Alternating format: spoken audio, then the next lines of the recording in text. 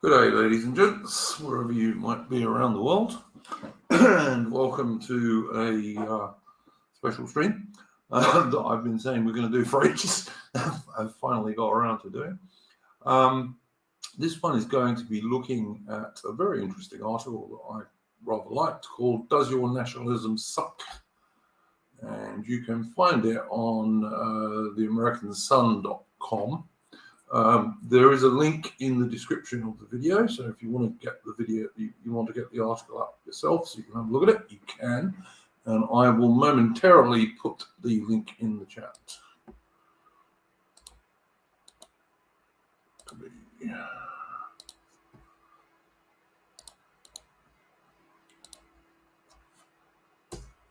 As I say, this is in the description, but also you can use the link in the chat, and that will take you to the article we're going to be talking about this evening.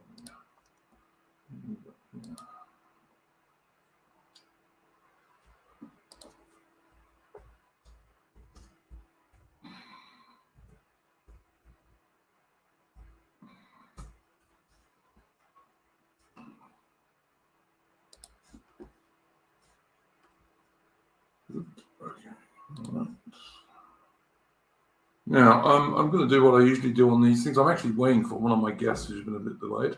But I'm going to do what I usually do and play us a bit of music. Hopefully will be appropriate.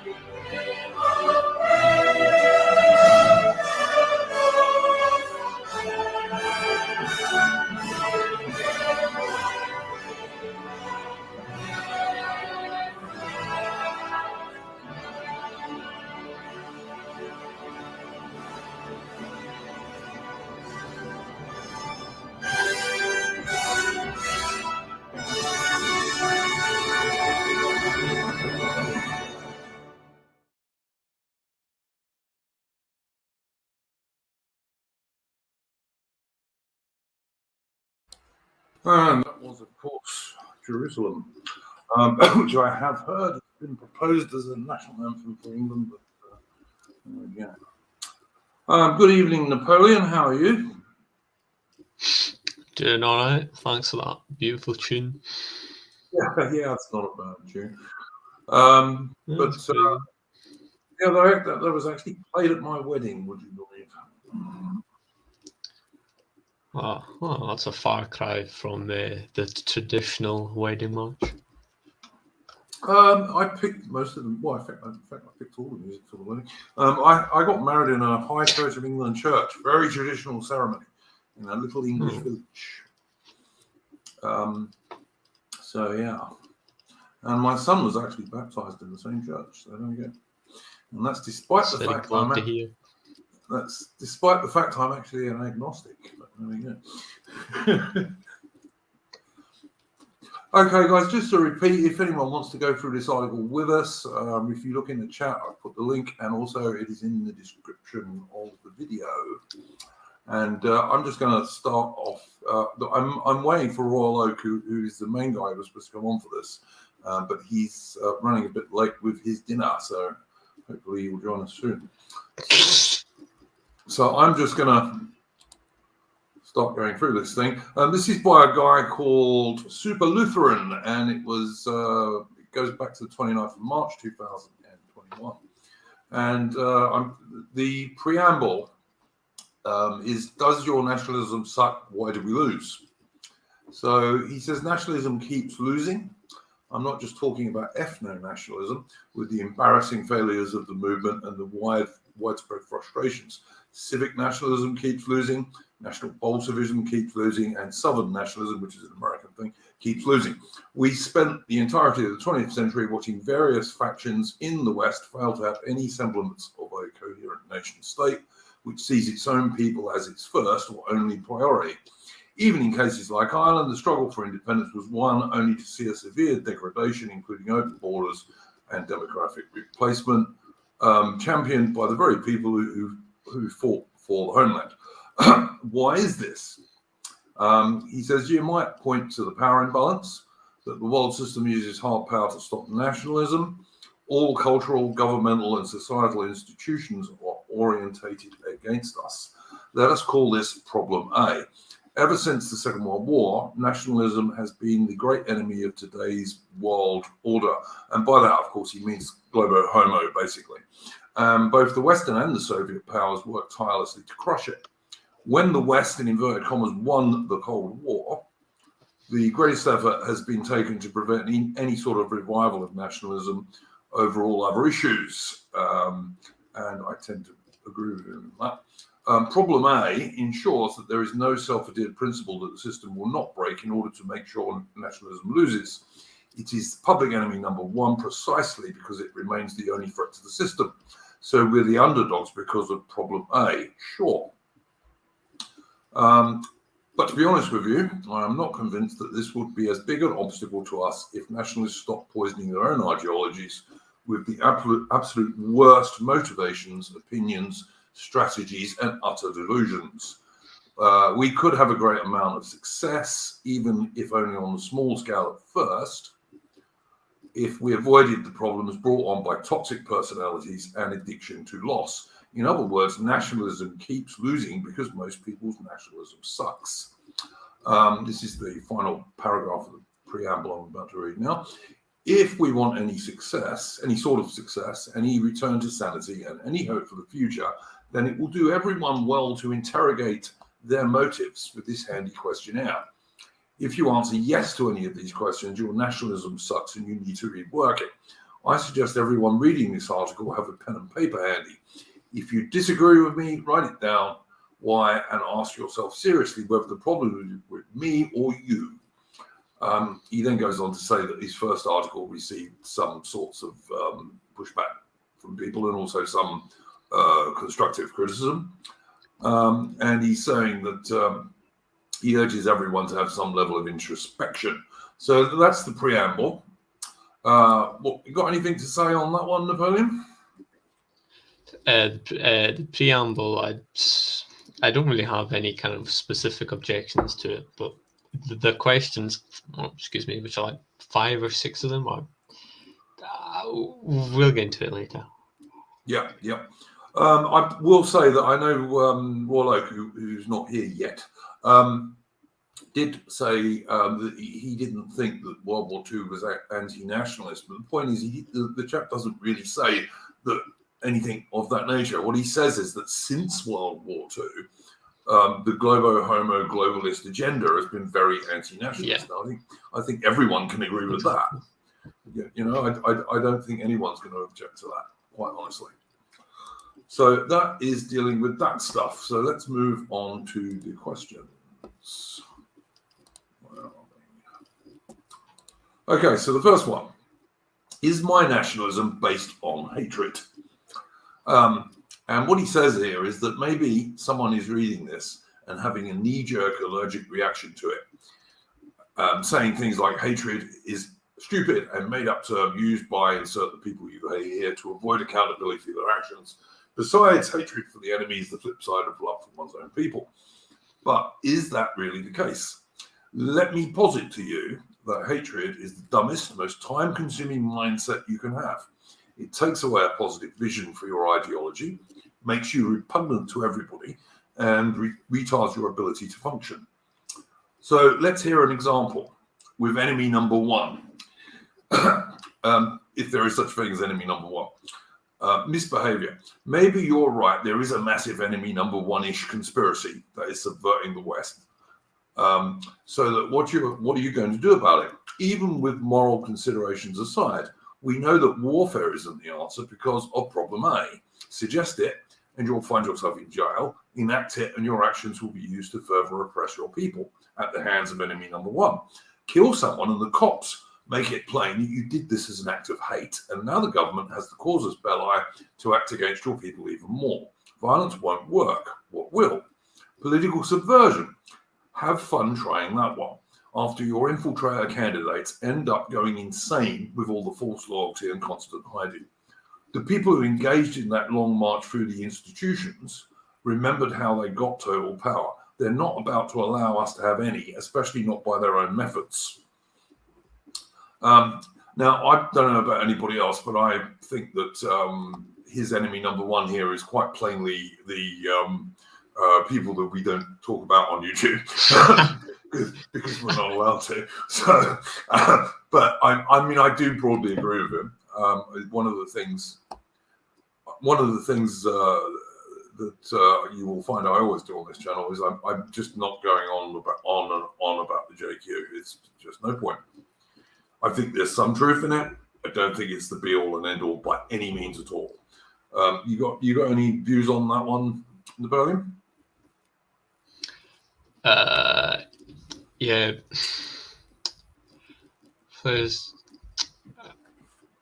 I was going to say something, but it's not really that important. It's the part about political subversion where he says, have fun trying that one after you infiltrated candidates end up going insane. I don't think that's ever happened, to be honest. And the thing about violence is like, I don't know if he's trying to say that that's like a possible option, or that nationalists are even considering it, because no, I don't think they are, and he's actually saying, and I totally agree with him that like, you know, there's no place for that. There's no way it would do any good, and in fact, it will do more harm than good. So, and certainly this channel does not in any way, shape, or form condone any sort of political violence at all. But yeah, he's clearly saying that that's not the way to go, because it isn't. Yeah. Yeah, broadly speaking, so far, I'm kind of agreeing with him. I mean, this is one of the reasons I wanted to talk about this. Okay, so let's carry on with the next paragraph. With the first two options out of the way, that's to say political subversion and violence, the answer most nationalists end up having is red-pilling the normies through podcasts and memes. There you go. This is what these podcasts partly do. In the hope of something like either mass awakening or sufficient recruitment to make a movement possible. Listen to 300 episodes of this podcast and we'll make sure you know exactly why enemy number one is bad and why you need to hate them. Maybe this isn't a bad idea if it doesn't exist in a vacuum, but the problem is that it always does. Eventually, you have sufficiently convinced yourself that, yes, you must hate enemy number one, that is all you will ever talk about. You won't shut up about it. You will think enemy number one is not only the cause of the world's problems, but also the only problem ever. Now, I totally agree with that, and I think we see it on the right quite a lot, with quite a lot of people. Mm-hmm. You will get people that all they will go on about all the time is the JQ, and everything is about the JQ. It's just, and it's obviously, no intelligent person could really believe that. There are plenty of bad people amongst our own ranks. So yeah, I find it very difficult to argue with what he's saying there. Now, I am convinced that few people actually do this outside of the outer right. You never hear some oath keeper telling you he loves the Constitution for the sole reason that he hates monarchs, and you won't hear him talk incessantly about the misbehavior of British royalty. Only among fringe circles have I ever seen someone say, yeah, I started noticing insert people group here doing bad stuff, hated them, and then I found myself believing what I do now because of it. Hatred makes your nationalism suck. It makes you suck. People who cannot think about or talk about anything other than their hobby horse enemy number one inevitably become cantankerous, one-dimensional, annoying losers. They cannot relate to the common man at all, and usually end up hating the common man as well. I have met so few of this type that have any sort of positive vision. What does my ideology mean? What does it look like in practice? And even in their positive vision, generally looks like once they're all dead and we're in charge, you'll see. We say that conservatives, especially the Republican Party, exist to lose gracefully. Haters lose angrily. Replace the Republican Party in America with the Conservative Party in the UK. I don't disagree with him. Do you disagree with any of that, Napoleon? Yeah, I did. Go on then. You're on the show to put your views, mate. Yeah, to be honest, the question of hatred is it's far too broad, which is why I should probably say this now. All the questions on the article are far too broad, which is why I see this article as being incredibly petty. Because hate, when he uses the word hatred, I think it's far too broad, and for me, it does not mean anything at all. So I'm having a hard time understanding where you're trying to get up, because I think this is just all completely anecdotal. Yeah. Well, it can't be anything but anecdotal. But I've got to say, yeah, I'm around this kind of scene, if you like, and what I see amongst some people is certainly something that I would say is based more on hatred than anything else. Well, yeah, the GQ is, and people do undoubtedly become absolutely obsessed with it to the exclusion of almost anything else. Yeah, but in the context of nationalists, I think the question means nothing, and I don't think anyone should worry about it. Well, in what way are you saying that it's okay for people to think that way? And that we should support people thinking that way? Well, not about the GQ. That's completely outside of any. It's not 100% outside of nationalism, but it is pretty far out there. So I wouldn't count it as a nationalist view, except for maybe some extremely remote contexts. Yeah, now I see what you're getting at. Okay. Yeah. Okay, now I see what you're getting at. Yeah, look, I'm not suggesting that it's something that many people in our group of friends, acquaintances would hold. But if you look around right-wing channels, you will find people who are very much like that. Yeah. But yeah, they do tend to be the more extreme ones. Absolutely, certainly right. So, okay, well, we're going to move on to question number 2 here out of 5. So I'm hoping Royal Oak will be able to join us sooner rather than later, but we will see.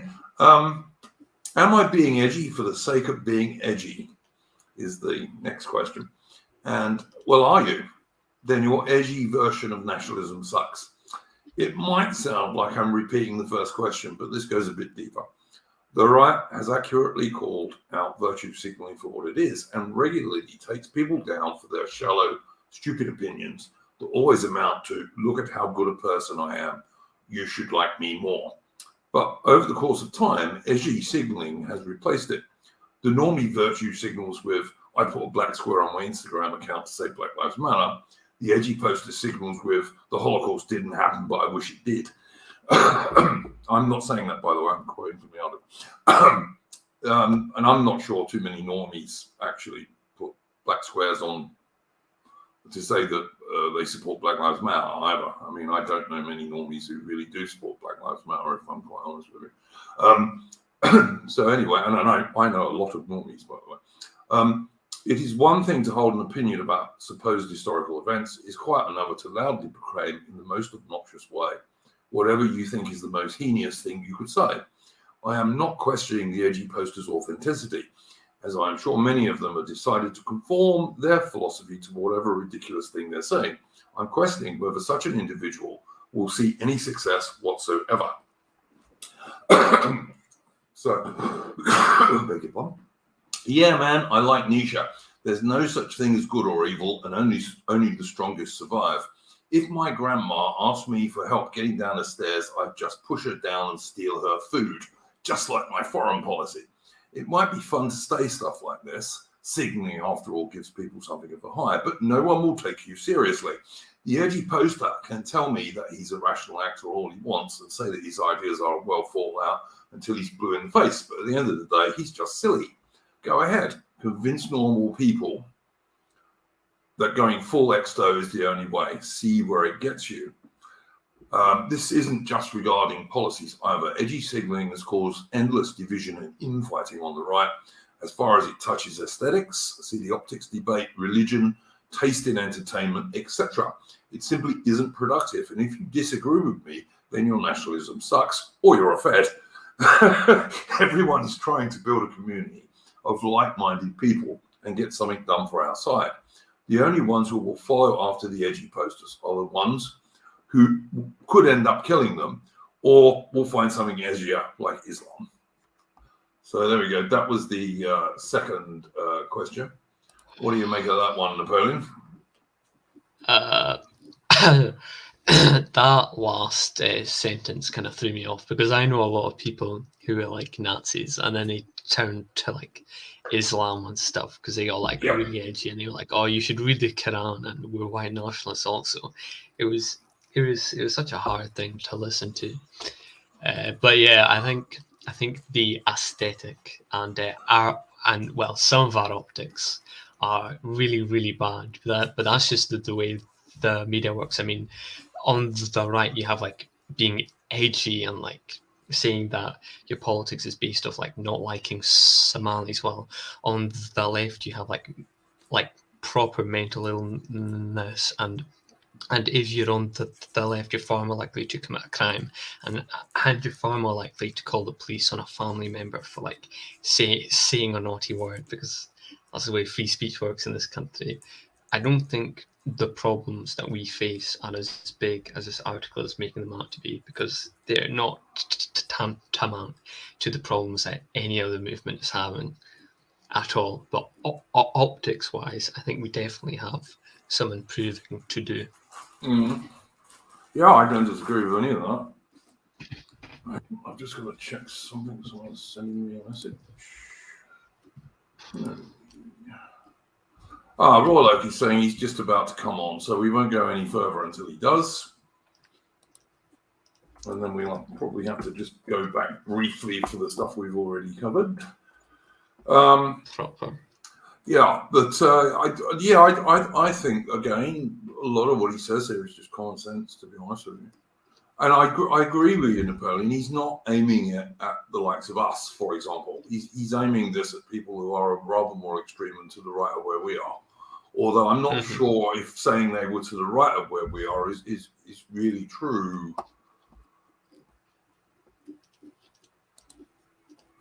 Yeah, Hello, me, gentlemen. Roland. Yes, hello, Rollo. Sojourner in the chat. Indeed, I was rolling up a cigarette on a live stream. My God, how disgusting I am. Right, Rollo, because you're a bit late, mate. We are now on question 2, but I think to be fair to you, we should just go back and I know you've read this. So, is there anything, first of all, in the preamble that you wanted to bring up? Well, questions. They talk about they've analysed correctly in this article that hasn't really sold in recent years very well as a sort of political idea. They say this is because of sort of system stuff. I think perhaps there's some truth in that. I don't think that's wholly the reason. The reason I think that is, if you think back to November, a lot of the November of last year, a lot of these nationalists still had the channels they had. And even though obviously they still had accounts on Twitter, on YouTube, DLive, all those kind of things, they were still stagnating. And you can say that's because of algorithmic discrimination or whatever, which I think some of it was. It may well be partially true, but I think for the most part, if they wanted to get rid of them, they just would have got rid of them. They don't need to do algorithmic discrimination against small people where there's going to be no backlash. So why have they got rid of them now? Well, in terms of I think perhaps there's probably complicated internal reasons. For example, there could have been a government operation that meant they all went at the same time. Maybe there was a request from the government, can you take down this, and this, and this, and then that's gone. Which I think I wouldn't even say it's possible. I think it's actually quite likely. There's also there's also of course the US election fortified result. There's that as well. But going back to what I was saying, even before they were kicked off, you can say there was algorithmic discrimination if you want. Personally, I think maybe that's just true to an extent. But I think if they wanted to get rid of them, they just would have got rid of them. So you have to ask the question: why were they failing in November to pick up new people? They basically hit a brick wall. They weren't gaining any new numbers. All these nationalists, people like Morgoth and things like that. They weren't.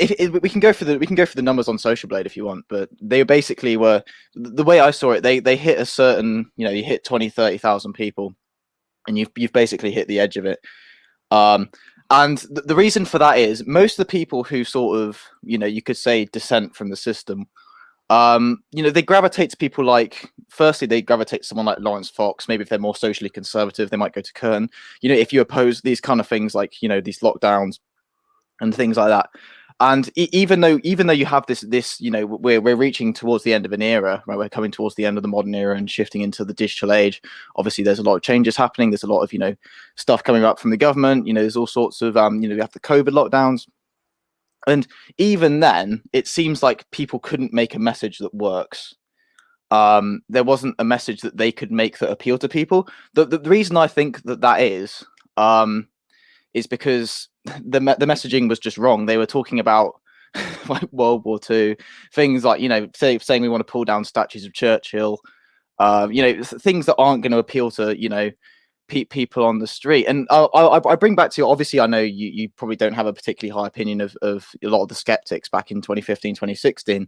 I don't particularly either, but you have to think about the kind of messaging that they were putting out. I think it's true to say, I think a lot of political analysts have said since then that the kind of sort of like anti-left videos that are coming out of people like Sargon, Paul Joseph Watson, Alex Jones, even Andy Warski, even though he's a bit irrelevant now, even people like Thunderfoot who aren't even right wing, just like kind of anti-left videos, and if you say the word SJW to someone off the street, they're probably going to know what you mean.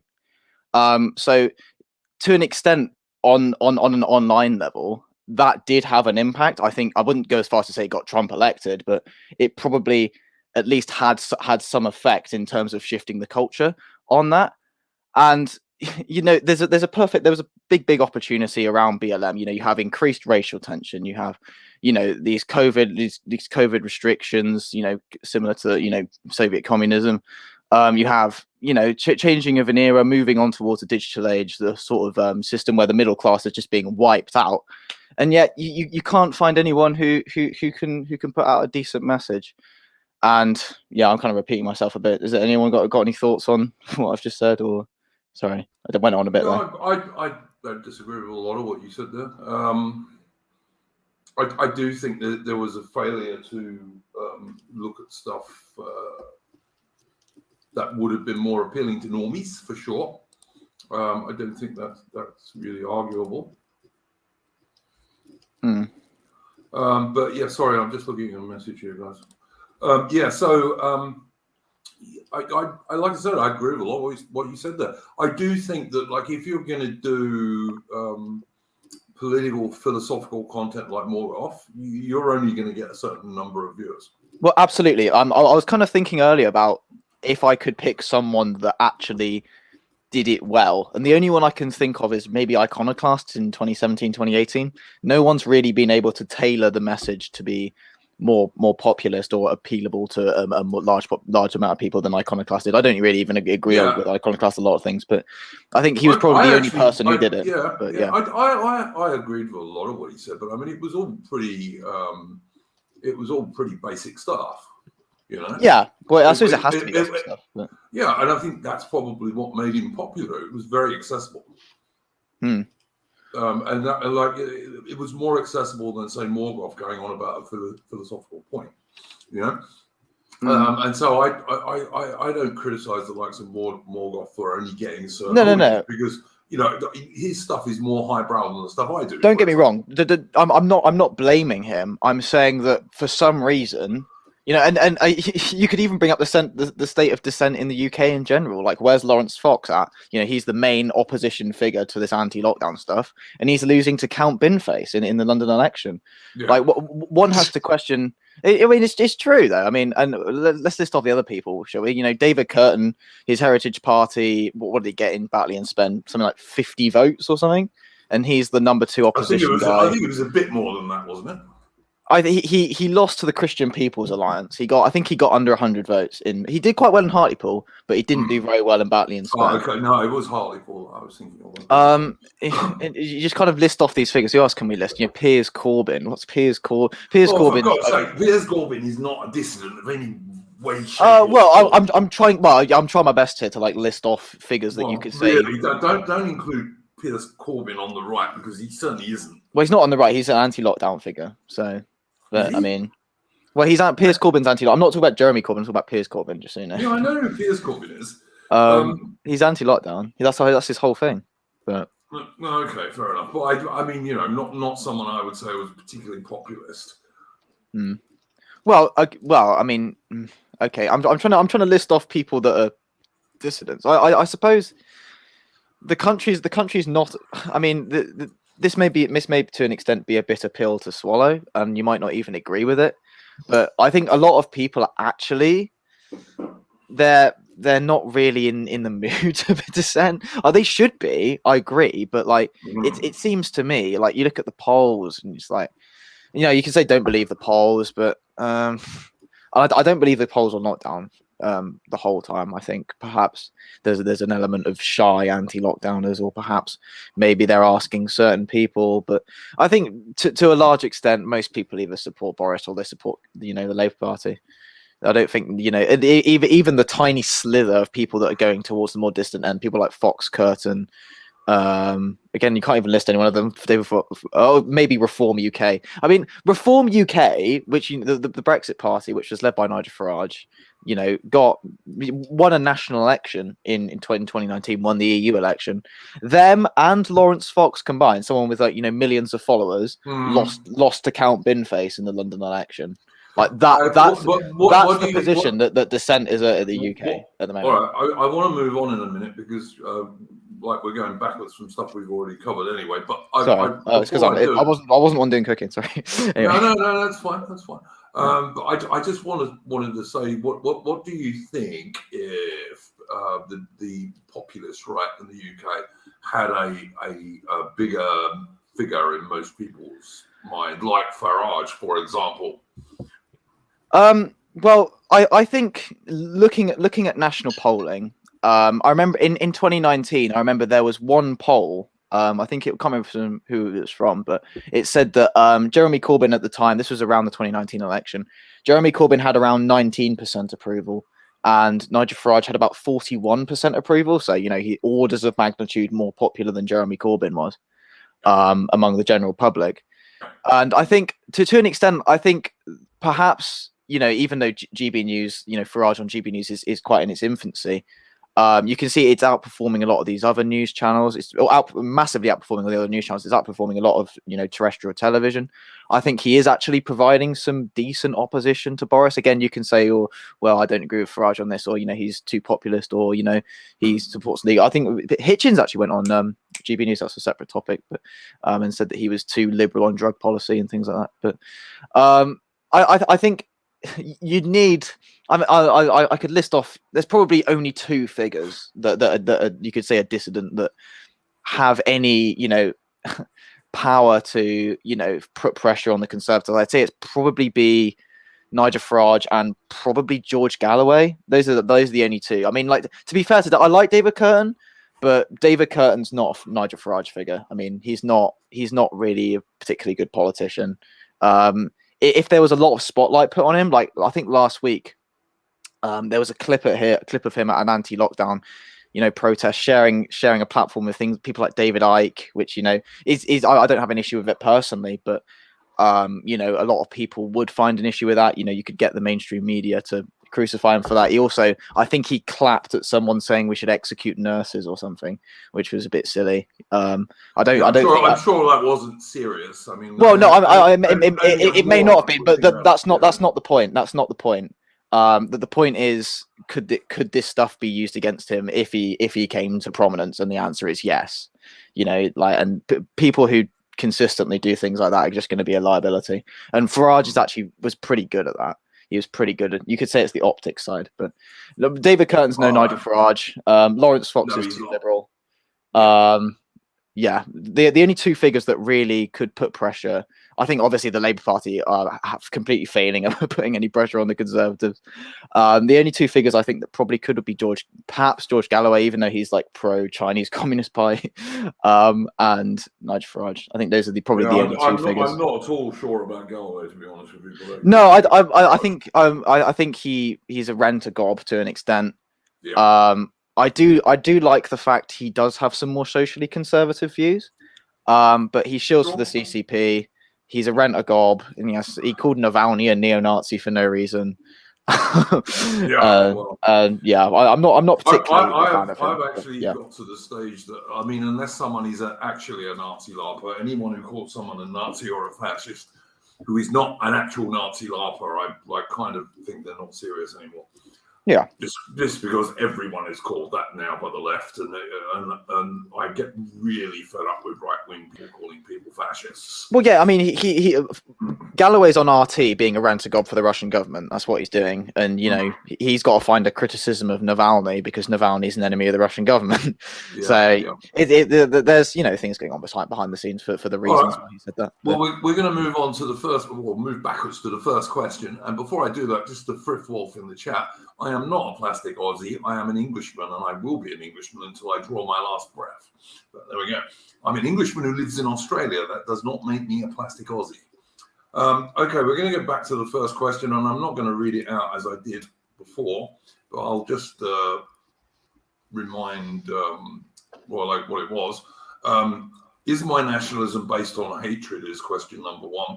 And as I said to Napoleon earlier in the stream. It's pretty clearly talking about the JQ type stuff that we hear from the most extreme people on the right. Yeah.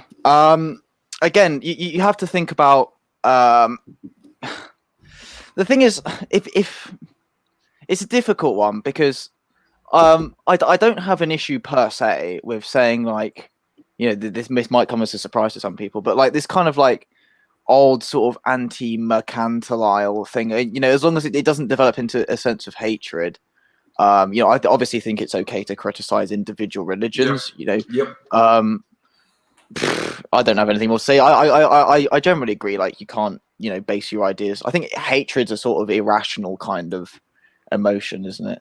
Yeah, and also he goes on about the fact that those people that do that, they end up only talking about that and to the exclusion of everything else. Yeah. And they make the obvious point that it turns off normies, which it does. And I'm not sure about the utility of creating a mob. I mean, that's what you're kind of trying to do with like that kind of thing. But yeah, I agree. It's a mob that's never going to get raised, in my opinion. But well, yeah, it's a mob that's never going to get raised to begin with. But I mean, like, that's from an ideological perspective. But I mean, like, in terms of, I don't know. I think in terms of people get very, very stuck on it, don't they? And they just sort of like, and it becomes the only. It becomes irrational.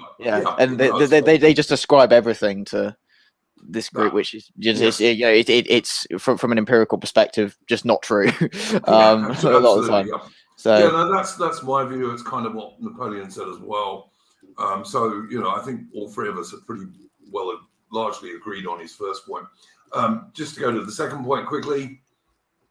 This was, am I edgy for the sake of being edgy? If you remember that bit of the article, Rollo. Yeah, I think I did read that bit. I think there's a specific problem with that. With people just saying things that are just stupid, and the point is when it gets beyond irony levels, to making serious political statements. It's just it's gonna just turn people off, isn't it? It makes people sound stupid. It just makes people appear stupid.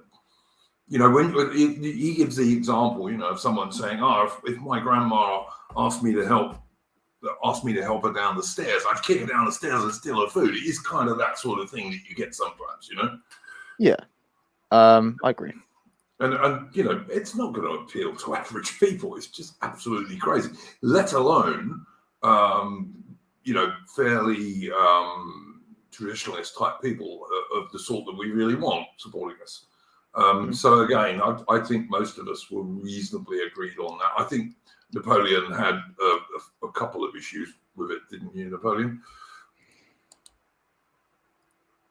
Oh, he's just gone to. Oh, hang on, no, he has. I just saw that. He's just gone to the loo. So, but yeah. So I think he did have one or two minor issues with it, but broadly we were in agreement on it.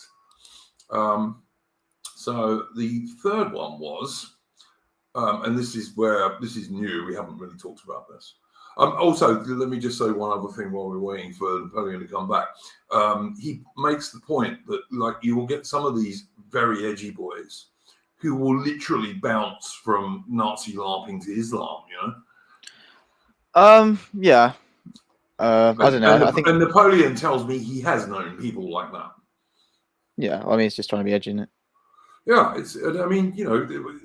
I just don't get it. I mean, it just means that you have no kind of ideology whatsoever if you're going to bounce from like National Socialism and Nazi LARPing to bloody Islam. It's it's just crazy.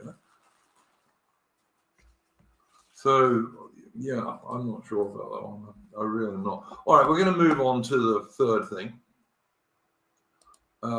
And this is, am I just a wimp? And this is another one that I actually agree with in many respects. And I'm just going to read quickly through the question.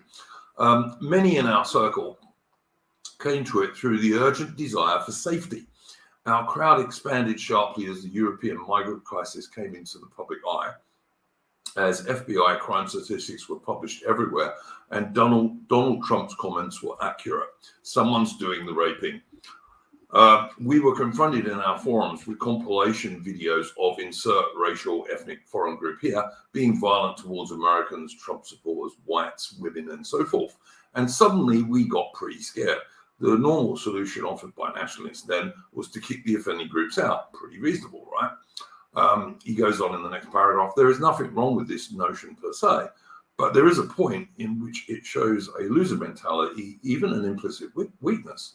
If we have to kick this element out of the nation because the natives like peace, is often code for the violence demonstrates how weak my people are.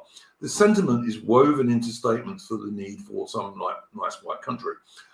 Look, I get it. No one likes to see a lot of violence. But if your entire opposition to diversity rests on other races are mean and I want to be far away from the meanies, then you're admitting your nationalism is for limp-wristed weaklings.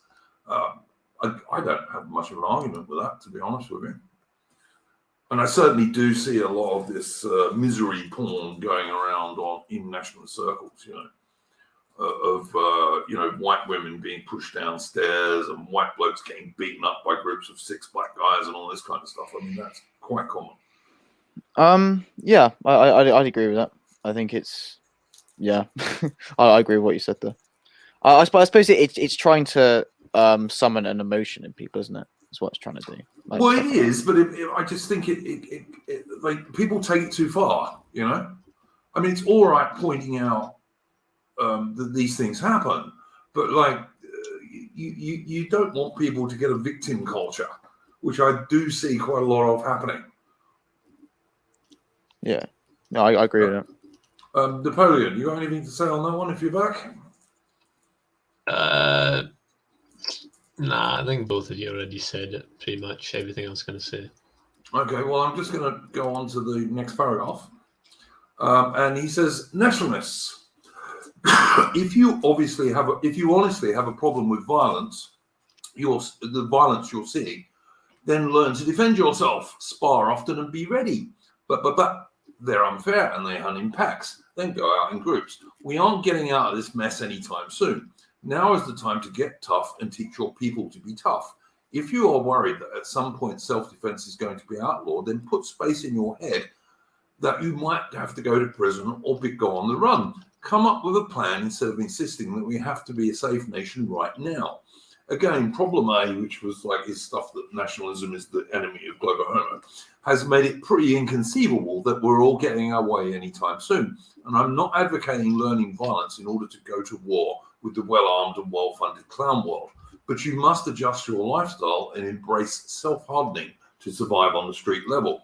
Once you have your group in operation, the first priority you need to have is to make sure you have each other's backs and each other's families' backs as well. That said, I also believe that having real interactions with people you consider enemies is a good thing. They are human beings as well, not automata of things you don't like. Learn about them through direct interaction and you will have a better sense of getting around the bad eggs. Who knows, you might even end up making friends along the way, but prepare for real self-defense. Anything less than preparation for an acceptance of the fact of street violence is just wishful thinking at the moment. And yeah, again, I can't argue with that, frankly.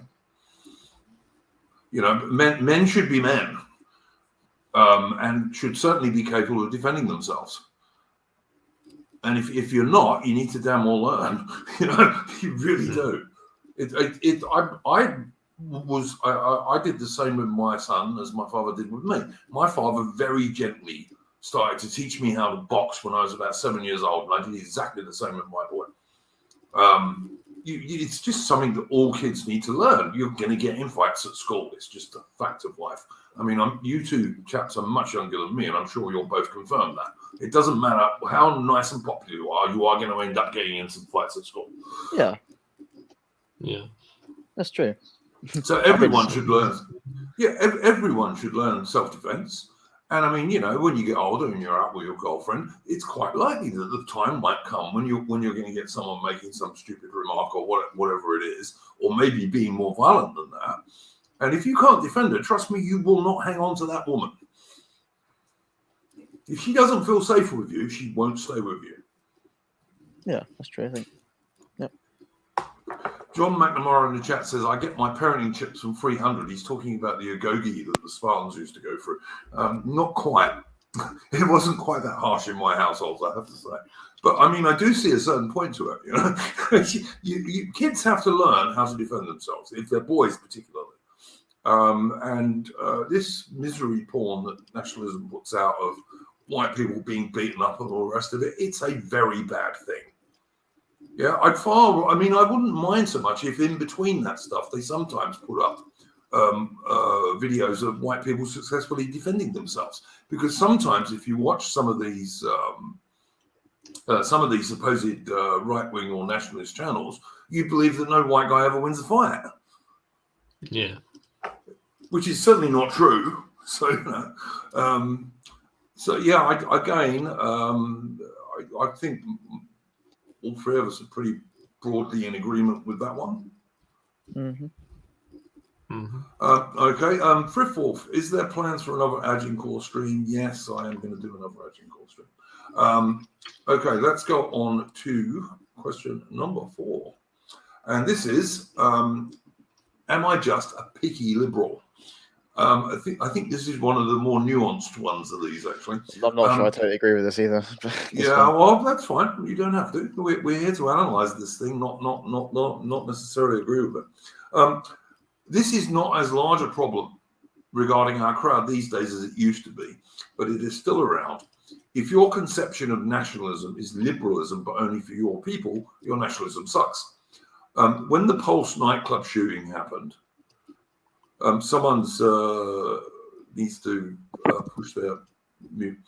When the Pulse nightclub shooting happened, I recall so many people lamenting that these were our homosexuals and this foreigner came in and killed them. How dare they? Of course, a year prior, we were all complaining about how the Supreme Court decision to force legalization of gay marriage everywhere was a sign of America's total moral collapse. I certainly have a certain agreement with that. Hang on. There's only one more paragraph. Sorry. We'll address it after I've done this last paragraph. It still happens to some extent today. We cry like conservatives at how unconstitutional the left behaves when they have power. Soon after complaining about how the Constitution gave our enemies room to destroy the nation. People aren't mad about the progressive mindset.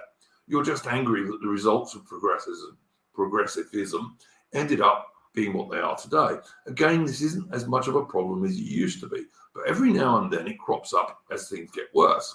I believe it is a sign that we haven't given up a lot of our upbringing in the educational system, or our ideological priors are getting the better of us. Please take a moment to examine them and exercise them if needed. Okay, go for it, Roller. No, I mean, I'm not sure.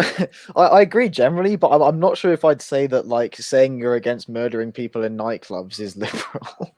I mean, murder tends to be against my moral system. I mean, no, I'm absolutely against murdering people in nightclubs, but I don't care what their sexuality was. No, okay, that's fair enough. I mean, I suppose in the Middle East they throw gay people off rooftops, don't they? But they do. I mean, like extrajudicial, like it's just wrong, isn't it? I mean, thou shalt not kill, right? But I mean, yeah. I think I don't agree that like having a moral system is in itself liberal. I mean, I suppose liberals would think murdering people is fine if it means getting to their goal. They're the kind of people who don't tend to have a moral system. Yeah. I'd say right-wing people tend to have a more of a sense of morality, and applying that morality could be called liberal if you want. It might be to an extent more liberal than perhaps the sort of morality of the Middle East or other parts of the world, but I wouldn't say it's in itself liberal. I don't even think liberals. I mean, okay, I'm not going to say that, but carry on. I was just going to say what I think he's calling out is the fact that you've got people at the time, and I do vaguely remember this, although obviously it was in America, it was in Florida, I believe. People were calling out the fact that this was an Islamic guy shooting gays. Okay, now that I think is what he's going on about, and to me, like the fact that they were gay is neither here nor there. It should be. I'm against people shooting people in nightclubs. Full stop. Yeah, whether they're gay or not, it's absolutely immaterial. And what guys who went on about the fact that it was gays who were being shot, yeah, that was liberal. That's not right wing. I think that's the point he's trying to make there. Okay. I'm not sure if I agree though, but I mean, no, I think he's not saying it's okay to shoot people. He's saying the fact that if you go on about the fact they're gays, that's ridiculous. Let's have a read, shall we? It was a foreigner. I mean, it's fair enough to say that someone has come from abroad with an extremist Islamist ideology and shot people in a nightclub. Yep. That's not a liberal point. No, it's not. But when you then go on about, but it's an Islamic guy shooting gays, and you're supposed to be a right winger, yeah. Oh, I see what you're saying. So being opposed to it because they're shooting gays, not because they're just shooting people generally. Exactly. Yes, exactly. That's the perhaps being a bit charitable is what he's trying to say. But no, I think that's exactly what he's trying to say. I mean, that's what when I first read it, like several weeks ago, this is exactly what I thought he was saying. Okay. All right. And I just remember people at the time saying this and making this big point that they were gay. And I'm thinking to myself, but it doesn't matter that they were gay. You Yeah. just shouldn't shoot people in nightclubs. And whether they're gay or not is entirely immaterial. And that's a liberal talking point. It's not a right-wing talking point. I agree. Okay, Napoleon, you got anything on this one? No. No, to be honest. Okay. I'm all right. Well, okay, we're going to go on to number 5, which is the last of them, I think. And then there's just a little brief conclusion. Question 5. And again, I'm quoting from this article. Am I an all or nothing type? The black pill is reserved for those people who expected the world and only got a neighborhood. They expected Donald Trump to give us an ethno-state when instead he just brought us some time. They wanted the Turner Diaries, just as Pierce, who was probably an intelligence or law enforcement asset, would have had it, but got Charlottesville instead. There has been an idolatry of power, which supposes that if only we could get control over the American Leviathan, we could all make our dreams come true. If only we could win complete control over the system, then we could have everything we ever wanted. This is nationalism for losers, precisely because it loses every single time it tries to do this. Again, the people engaged in the long march through the institutions remembered how they got total power. They're not about to allow us any, especially not by their methods. If you demand a clear victory at the outset and revolve your entire ideology around getting your way, then your nationalism sucks. At this point, I fully agree with Borzoi that local power and community mindedness are the way to go. If you can get one of our guys to have some influence over your town or city, then you have achieved an important victory. Do you have friends who will support you if you lose a job? Good. You have one of the biggest needs fulfilled. Our enemies have a nasty habit of destroying themselves. Ensure your survival while they go out with a bang, and you will be able to realize the bigger goals after. Anything to say on that one, Borloke? Yeah, I think I don't know. There's a quote I always like to bring up, which is Otto von Bismarck said, "Politics is the art of the possible." Right? Yep. You need to think about like what you can do, sort of within the sort of bounds of possibility.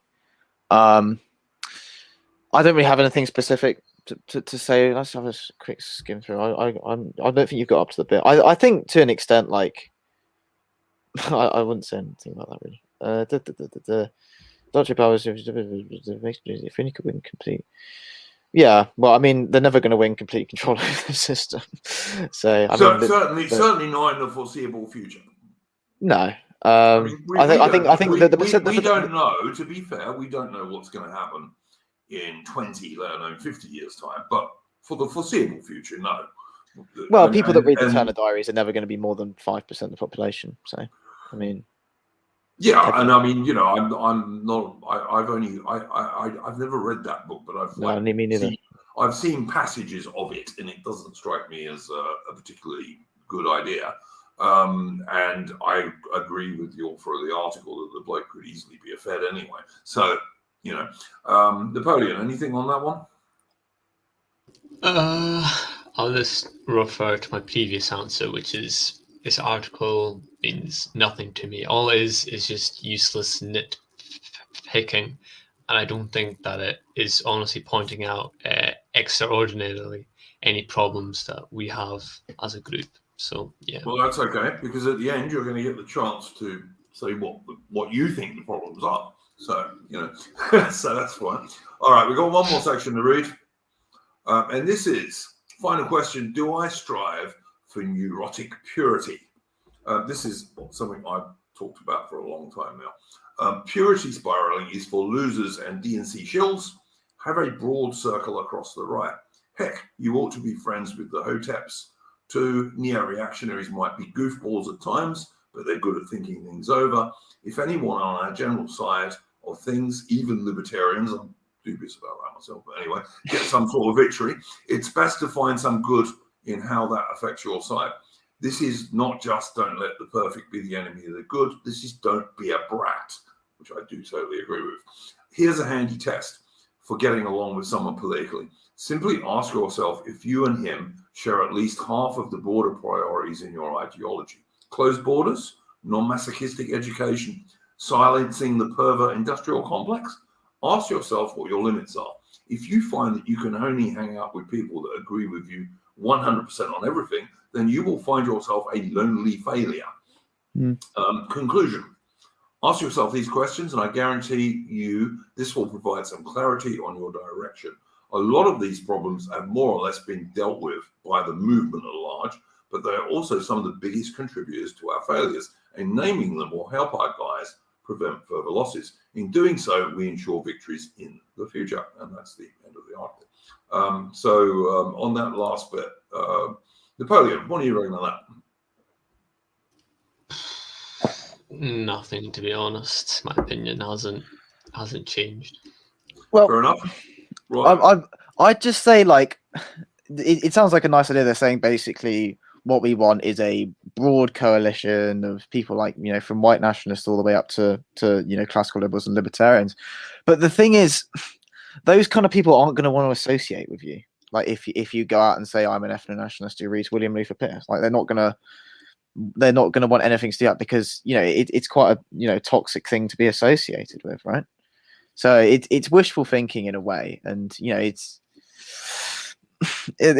I know politics isn't really a branding exercise, but you need to think about the way you put yourself across. I think a lot of the problems in this article that this guy's pointing out are more, it seems to me, problems like sort of almost empirical problems with advertising yourself specifically as an ethno-nationalist, whereas, you know, nationalism in itself isn't really even an ideology. Like, there's no such thing as a nationalist social policy, or you can say there's a nationalist. I think I brought this up in the Discord actually. There's a nationalist. You know, there's no such thing as a nationalist economic policy unless you want to say like mercantilism, but a lot of nationalists don't agree with mercantilism. Yeah, there's no such thing as nationalist policies per se. Nationalism is something that's applied to different ideologies. So, for example, someone like Nicolas Maduro was a nationalist. You know, he had, you know, very nationalist policies. You know, you can go to Africa. Mobutu Sese Seko, he was a strong nationalist.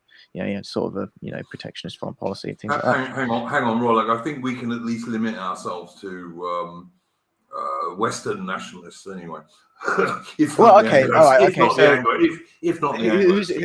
Who's a Western nationalist? He's like De Gaulle, maybe. I don't know. De Gaulle, he was a nationalist. I suppose, he was a French. Yeah, he was a French nationalist. Sort of. Yeah. Of one sort. Yeah. De Gaulle, he was an. You could say perhaps maybe you'd struggle to find nationalists in Europe. Let's think. Since World War II. Since World War II. Which kind of validates what this chap was saying in the first section. Okay. Maybe that's true. I think there's probably some in the Eastern Bloc. But yeah. Well, all right. You could talk. The point I'm trying to make is talk about what's his name in Hungary, and then look at the shit that's being thrown at him. Orban. Yeah, exactly. Yeah, and look especially at the shit recently. Being thrown at him. Yeah.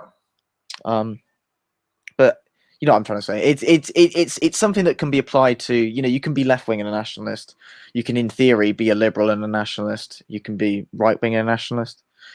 It's not in itself an ideology. When people use nationalism as an ideology, it's usually quite close to a certain 1930s form of nationalism, which that might be a little bit unfair to say. But usually you're talking about mid-20th century Germans. Yes, I get it. Yeah, that's what I'm trying to say. But I consider myself a nationalist, but again, I'm a conservative. I think nationalism is a part of conservatism naturally. But yeah, I don't know. I think there's a problem with advertising yourself as a nationalist, because I think in you know, all 22,000 wards in this country, if you advertised yourself as a nationalist, you wouldn't get elected. I don't agree with that. Maybe there's some, but like for the most part, most people would see nationalist and be like, no, that's not for me. Yeah, and again, isn't that validating exactly what this chap said in his preamble to the article? Well, yeah, I mean, what he calls problem A. Yeah, well, I mean, the 1930s German dictators and their actions perhaps haven't helped matters. But I mean, I don't know. I think there needs to be a more intelligent way of branding yourself. You can't really go out and say I'm a white nationalist and hang on. Nobody said anything. Well, listen, my view of this is that white nationalism is an American thing. Yeah. Because American white people or European descent people, if you prefer, are from like every European country you can think of. They can't really have that sort of nationalism, so they call themselves white nationalists. You know. Well, I think to be fair, I think the American Sun is. Sorry. I was just going to say, I think the American Sun is a white nationalist propaganda. Publication. Yeah, I wouldn't say it was propaganda. They've got some. No, I didn't say propaganda. I meant publication. It's not propaganda. Yeah, fair enough. Publication. Good evening, Aussie. Good evening, Aussie. Good evening, Aussie. Jatol Aussie. How's it going? Microphone problems in the north of Scotland. He'll be back in a minute. No one. Maybe he's just being a cunt, you know. No, I don't think so. And hang on, we might have ladies in the audience. So anyway, I was just did I miss something? You most of the stream. You missed most of the stream. You can catch up. You can catch up. You can catch up. I know, but I heard the tempting call of women, and I immediately. No. I just that was because Napoleon just used a 4-letter swear word. So, and I was really taking the mickey because I'm not totally against swearing. These are adult shows. But anyway, yeah, Roy, I just think that a lot of the stuff that you're just talking about in terms of nationalists, it really validates what that chap says in the preamble about, like, problem number one is that nationalism has been demonized since World War II, which it has. Yeah, I mean, there's complex reasons as for why that is, but it's because of World War II. I don't think they're that complicated. I don't think they're that complicated. Well, no, it's just World War II. But I mean, yeah, you're right. It's correct. It's correct. Yeah, I mean, you know, the fact of the matter is that the vast majority of British guys in 1939 to 1945 were nationalists, in the sense that we talk about nationalists. Yeah, well, I mean, it's quite again, as I said, it's quite a nebulous term that can be applied to lots of different things. But yeah. I mean, I think most people, you could say that, for example, the people that founded the Czechoslovak state, despite being liberal Democrats, were nationalists because they were in favor of forming a Czechoslovak state. You say they're nationalists, but as soon as they had that state, they became non-nationalists. So well, exactly. Again. But surely the Czechoslovakia is not a very good example because it was made up of like about 3 or 4 different groups of people, wasn't it? Well, I mean, Czechs that wanted a Czech state. I mean, pretty well. I think most of them were Czechs. The Slovaks were only about 10%. Yeah, they weren't so keen. And there was a handful of Ruthenians, but it was mostly just Czechs. Yeah. But yeah, I mean, okay. Ozzy, I take it you've read this article. I've had a bit of a look. Right. Well, if you want to read it, if you look on the description of the video, there's a link there. If you want to go through it quickly and then bring up any particular points you want to bring up just while we're talking about other things, and then we'll get back. No, not particularly. Yeah. So was there anything I'll just pick up where you guys are going for. All right. Well, fine, because we've just gone through the points, and look, basically, I've pretty much agreed with most of what he said. I think Napoleon and Royal Oak have slightly less agreed, but still mostly agreed with what he said. Is that fair, gents? Yeah, I agree with the article pretty well. I disagree. I disagree perhaps with what has caused these problems, but I agree with the article. Yeah. Yeah. And just when you came on, Ozzy, we were just talking about white nationalism. Now, I would never call myself a white nationalist because I'm not a white nationalist. Like, you know, I'm not a Frenchman. I'm not a German. I'm not an Italian or an Icelander. So I would never call myself a white nationalist. But I think where we get this term is American nationalism. Yeah, it's true. So, you know, and it just happens. Napoleon. Yeah. You were saying that you thought a lot of this didn't apply or wasn't very important. What are the things that you think are important that maybe he didn't mention? Well, I say that a very important issue that I did pick up on was optics, which I think is a very major problem. But I think the biggest issue that we face is the political establishment and the media, where if we had those in our pocket, well, in tow, then I think it would be fine. We'd be going along smooth, but we don't have that at the moment. So yeah, but the way to get that would be to improve our optics and to improve how we base our politics, because that will have not severe implications as that article thought. It would be, say, if you like hate someone and that's why you're like a nationalist. But I think cleaning up your act as a person is a very a better step than the opposite. So I think, yeah, that's it. I didn't say it in the way that I wanted to, but that's all you're getting. Well, that's fair enough. I mean, you know, if you can come back on that and say, I mean, look, I tend to think that like most of that article, really, if you break it down, is about optics. But you know, I think most of it is addressing optics, and I totally agree with what Napoleon was saying there, and that's why I agree with the article for the most part. Is that the optics of some people on the right are not very good. The optics of many of the rest of us are much better.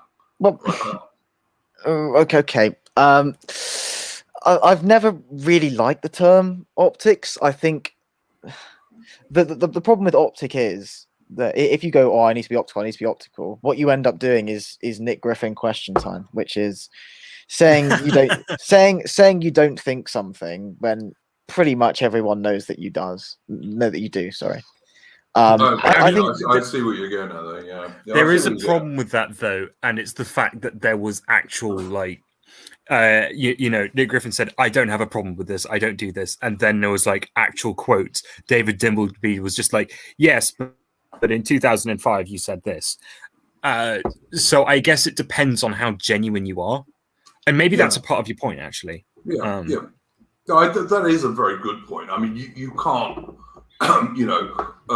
Recommend Mein Kampf to people and then turn around and say, no, but I don't support National Socialism. You know, it's that's plainly childish. No, if Nick Griffin had good optics, he wouldn't have been in that situation in the first place.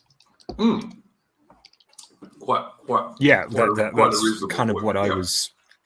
Yeah, that's kind of what I was saying. True. Yeah, but no one cares. In what you mean? Because Ozzy said it, you mean? I have to say that guys, you know the answer to that, Duke. You know the answer to that. I did. I've got to say, people in the audience, that Napoleon and Ozzy are Scots, and they have that certain Scottish feuding that goes on sometimes. You know, like think about the clans raiding each other and this kind of stuff. It's that kind of thing. You know. Yes, he's just a very stout and sturdy. He's just a very stout and sturdy Western. Ozzy is a Campbell. Ozzy is a Campbell. I am not Campbell. I'm not a Campbell. I am a McDonald. I'm the strong. The audacity, dear boy. I'm a McDonald. Don't dox yourself, boys. Don't dox yourselves. No. I'm not actually a McDonald. He's not Jew either. Just clearing that. I'm not an act. Yeah. It's not an actual Jew. Here's a point, guys, that I think is worth looking at. You would hate me. What did you say, Ozzy? I'm sorry, I missed that. If I was a Campbell, you would know, and you would absolutely hate me, and you could never have anything to do with me. He probably has that Argyle nose. Fair enough. Anglo Nile in the chat has just said, Anglo Nile in the chat has just said Farage shield for Powell, which I don't think is a bad thing. I mean, Powell, I think, was a patriotic and good English guy, and said that the Jews had enormous power in America, but still remains relevant because he knows how to say his stuff at me. Yeah, I mean, I don't disagree with any of that.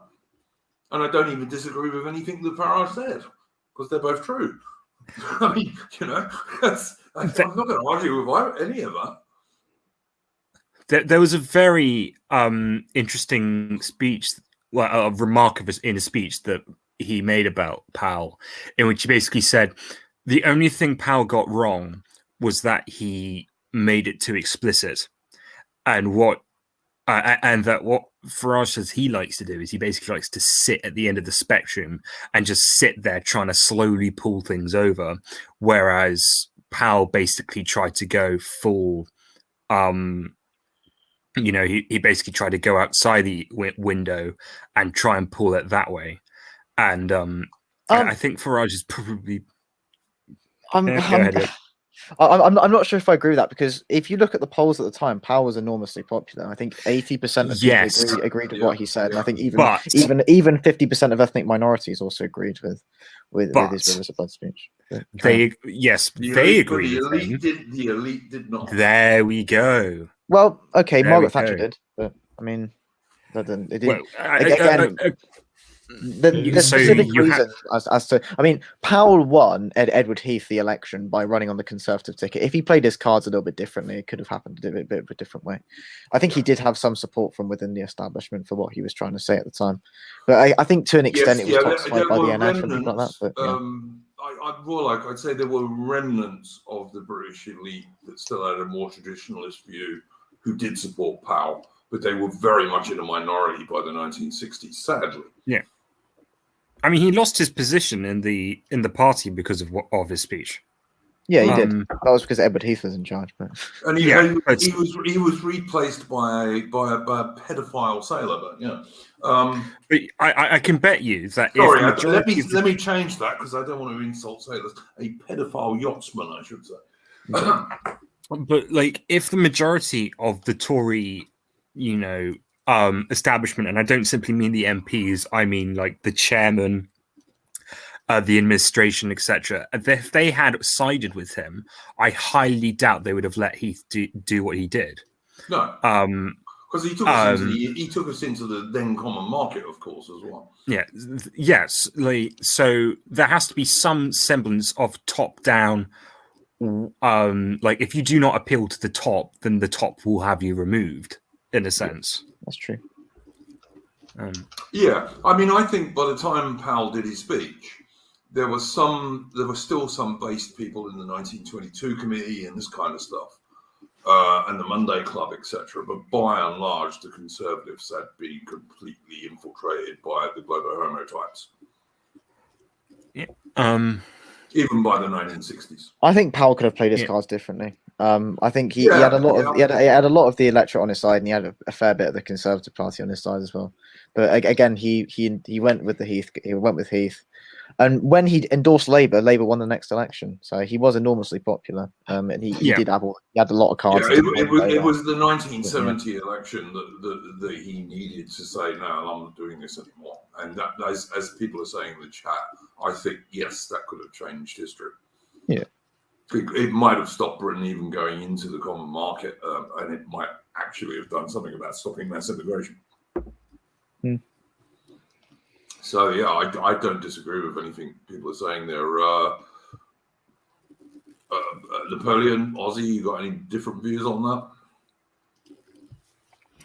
I mean, part of it for me sort of seems like, well, it's already been and happened. What I would say is that a big thing that you guys have said is, well, he could have done things differently. And I suspect even if he had made a huge amount of progress and he won a majority, I have this feeling it would be a blip in the trend. Because in the same way that Margaret Thatcher, she comes in, changes a few things, and then she goes, and then the slow swim left continues. I just wonder if he was basically he stops the inflow, and then he has 3 or 4 governments, and then he gets voted out. He and his bunch get voted out, and the old apparatus starts having an effect again. Well, possibly. It's a question of I suppose Thatcher did embed that there are still people with Thatcherite views running a lot of institutions in this country, I'd say. For example, the ASI, Foundation of Economic, what is it, FEE, whatever it's called. I wouldn't say a lot, Royal. Some. There's a number of Thatcherites running institutions in this country, I'd say. There's arguably, you have to look at Britannia Unchained, Kwasi Kwarteng, what's the other one? Liz Truss and Chris Williamson, and I think Gavin person. They're in government. They're Thatcherites. They wrote co-authored a Thatcherite sort of book. I'd say there's Thatcherites in positions of power. I suppose if Powell became leader of the Conservative Party, I think it's quite likely you'd have perhaps Powellites embedded in Conservatives. I mean, just to say, guys, sorry to interrupt you, Ozzy. Just to say that Napoleon's had to leave us for something urgent. So, sorry, Ozzy, carry on. Yeah, I mean, what I would say is that the institutions you've listed off, I have no idea about. I have no idea what they do. I wrote a university essay on one of them. Can't remember which one was it. Sorry, I'm afraid I didn't read your university essay. No, should be though. They're all really good. Wait, what was it on? Let's find out. Can I ask, guys? Anglo Niles asked us another question. Lord Tebbit should have been PM, presumably after Mrs. Thatcher, if his wife didn't get injured by that IRA bomb. Thoughts from the panel? So go for it, guys, and then I'll give mine. I'm not big into this counterfactual history stuff. I have no idea who the gentleman is. I'm sure he's a very good guy. Don't know who Lord Tebbit is? I don't know who most people are.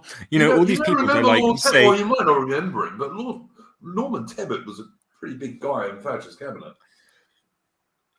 I mean, I didn't know who Lord Mountbatten was until like 2 years ago. Well, I have to say that's something that casts a lot of aspersions on your education, old boy. Institute of Economic Affairs. That's who I was talking about. Institute of Economic Affairs, the IEA. I mean, they're a quango though. They give advice. They don't. They're not a big part of policy action. I mean, sure, but either way, I mean, I'm not entirely sure how I feel about simply saying, "Well, what if this and what if that?" Because, I see what you're saying. Yeah. Because one, you can never know, and perhaps more importantly, as it stands, I think you'd have to have something much bigger than what if one person comes into power to see an overwhelming change. Because I think it's reasonable to say that whether Thatcher came, for example, if whether Thatcher came in or not, the coal mines were on their way out. Make sure if she wasn't there, it might have been done more slowly, but they were on their way out. And that's just sort of an illustrative example of how, there seems to be certain trends. And one of those trends I'm just noticing is that the ruling apparatus, or what an NRX person might call the cathedral, seems to just slowly, it's becoming more homogenized and more center-left as time goes on. Yeah. I totally agree and I'm not entirely sure that one person or one government could stop that. It's like Donald Trump. Donald Trump could not stop it for the life of him. He passed more executive orders than any president before him in a smaller period of time. Well, and except when senile Biden came in, and he did more quickly. So yeah, I mean, well, the US is built in such a way. They've got three branches of the government. It's deliberately built so that the president can't change everything in 4 years. That's the basic design of the system. It's not necessarily because of Trump. But... I mean, functionally though, the things that Congress have control over has been slipping for decades and centuries now. I don't in the same way, too far into American politics. Yeah. Well, I was going to bring this back to the British context. In the same way that the British cabinet has now got much more power than it used to back in 1750, in which so power does seem to be centralizing universally as a metapolitical phenomenon. And so so you would think that one person coming in should be able to change the tide completely, but it doesn't seem to be like that, which seems to imply, and I know I'm going to sound like a conspiracy theorist, but which it bears irony considering last week's splendid isolation, but it just looks like there is a deep state.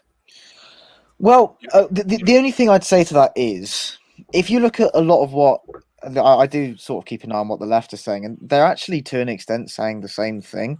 And I think it's not necessarily. You could say it's a conspiracy to.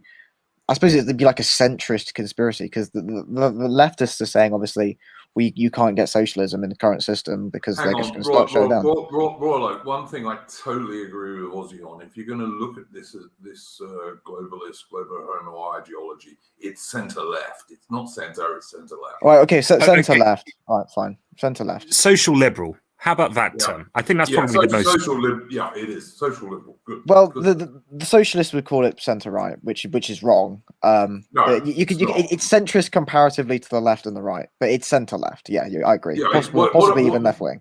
What I'm trying to say is it's more closely related to the left than it is. Absolutely, I totally agree. Yeah. I totally agree. But in terms of between socialists and right wingers, it's centre. But it is, of course, centre left to left wing. Right. Where was I? They feel the same way, because within the system they can't obviously get what they want, because it's sort of done in that certain way. But I think that's perhaps it's partially conspiracy. But again, as I've brought up before, the United States, like, branches of government, obviously there's 3 branches of government. It's set up deliberately so that you can't make massive changes in 4 years. That's not necessarily But you can make massive changes over 10 years, though.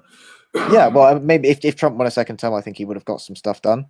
I think he was starting to consolidate his power. Which is why they made sure he didn't, of course. But Well, if you say so. I think he lost the election. That's my view. 40 years was 45. Let's put it that way. Wow. Okay. Yeah. Okay. Right. There was a lot of people that didn't want him to win, but I think he lost. That's my view. Well, you and I. I'm of the opinion that he probably lost. I mean, whether the margin of his defeat was as big as it was, and Georgia in particular, that probably did go red, I think. But I mean, Arizona, even with the red Georgia, Arizona's another place. Georgia's another. Even with red Georgia and Arizona, Trump lost. There were a lot. Although Arizona, I do quite credibly believe went blue. And I say that on the basis of demographics. But anyway, that's America. We shouldn't get too speculative. Hispanics are shifting to the right in Texas. I only base my stuff on American politics on what the very few Americans I respect say. And they are all of the opinion that the election was heavily fortified, which you are allowed to say, apparently, because it was. It was a very fortified election. yeah. But Roy, before we move on, can you just answer the ongoing Niles question? Lord Tebbit should have been PM if his wife didn't get injured by the IRA bomb. What are your thoughts on that, if you have any? I like Norman Tebbit. I think he had some good ideas. He was an ex-airline pilot, wasn't he? I didn't know that, but yeah, airline pilots are very proficient people. I think he was RAF and then an airline pilot, I believe. That's a pretty normal career stream. Yeah, and quite a good thing to do. It's quite responsible stuff. I mean, look, my only answer to Anglo-Niles' question there is that had Powell won power and stopped Britain going into the then common market, which of course then became the EU eventually, you might have got, and Ozzy is quite correct, this is all counterfactual, so you can't know. But had Powell managed to win, had he boxed a bit more clever than he did, and had he managed to win, you might then have got 2 or 3 Powell governments, followed by 2 or 3 Thatcher governments, followed by a Norman Tebbit government. And I mean, that would have left us in an enormously different situation to the one that we're in now. So, I mean, and as Ozzy rightly says, it's counterfactual, you can't tell. But that would have changed so many things. I think it probably depends on what you do during those times. I think one of the big things that this article doesn't mention really that is a real big problem for the right, is that we sort of assume we like to have this idea of playing fair games. Mhm. For example, the classic one, I mean, I know it's not very common for us, but the classic one is economics. The left-wing paradigm is that we're basically going to form an extractive economic situation in which we say, this group, we're going to take money from you and give it to this group.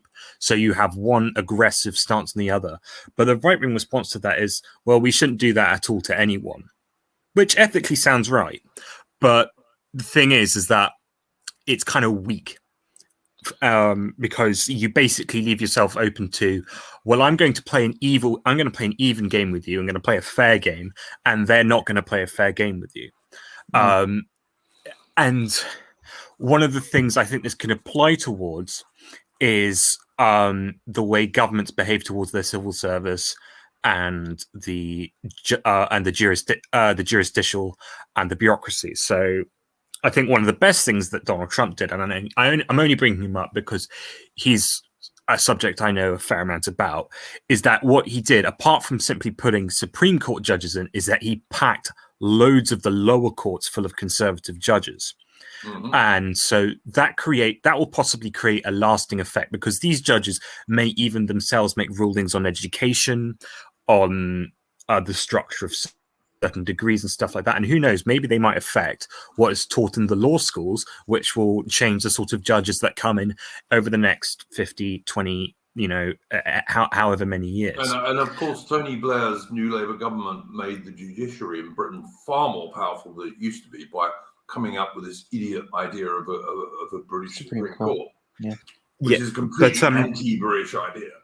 But I mean, I'm using judges as an illustrative example of what I think is a broader issue of, when the right comes into power, we'll say, well, we'll work with the existing institutions, we'll make deals with them. Whereas when the left-wing government comes into power, they say that's unacceptable. They attempt to excise it, boycott it, and filibuster, make certain things irrelevant. And they try and change the education systems. One of the things that the right wing doesn't do when it comes back into power is doesn't change the education system back to the way it was, or heck, it never changes anything. Back or to heck doesn't even go positively chauvinist. So if if a left wing government basically starts saying, well, we need to teach people about critical race theory in their history classes. One thing that a right wing government could do, I'm not saying it should, but it could, is that it could basically say, well, actually, now we're going to teach reverse critical race theory, and we're basically going to talk about how amazing we are. And hang on, that's not reverse critical race theory. That's just history.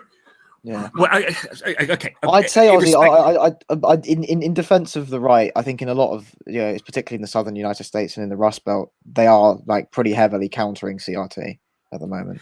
No, hang on. They're trying to. They're trying to. But they're not just letting it go. Even in that instantiation, their attempts to get rid of it will basically revert it to the default education system, but it will not go aggressive. It won't say, well, America is amazing and has never done anything wrong, which from a game theory perspective, it should do. And I think, again, the best example of this to me comes from economics, because it's the most simple to think about, even though it's possibly not very important at all. If you have one side saying, well, we're going to take money from this group and give it to this group, and you have the other side which says, well, we're not going to take any money from anyone, you can all of a sudden see how the balance of power in the board is instantly different. So I think that's a genuine problem. I agree. I'd say I think the right does need to grow some teeth on that one and express its own vision, which it hasn't been able to do. Again, like I've said, I think there is a culture, I think, in a lot of the southern United States and in a lot of the Rust Belt that is hostile to that amount of oikophobia. And in my mind, that's the only real way you're going to stop these kind of things, is a culture that's hostile towards these kind of things coming in from Washington DC. Or to bring it back to something British and not go on an American tangent.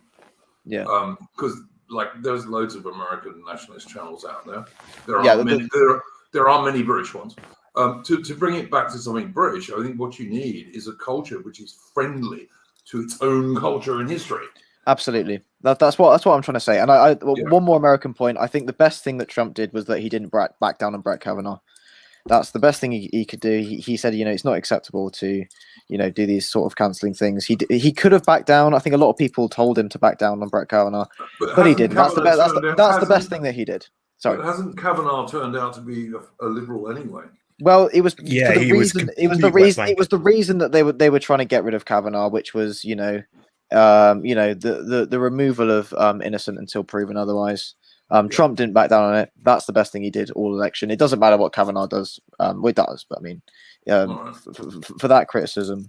Okay, so what do we think about this, guys? And I don't apologise for putting another Anglo-Nile question up, because I'd actually like Anglo-Nile to come on the stream at some stage, and I would also let him join the Discord if he would like to. But he's asking Peter Hitchens on Nigel Farage's show, what do you think? What do the panel think? Hitchens described his ideology as British Gaullism. What do you guys think of that one? I watched the interview. I think I did actually tweet about it, and Peter Hitchens quote tweeted me twice, which was quite interesting. But I think he said he was a British Gaullist, wasn't he? I think that's quite a good vision.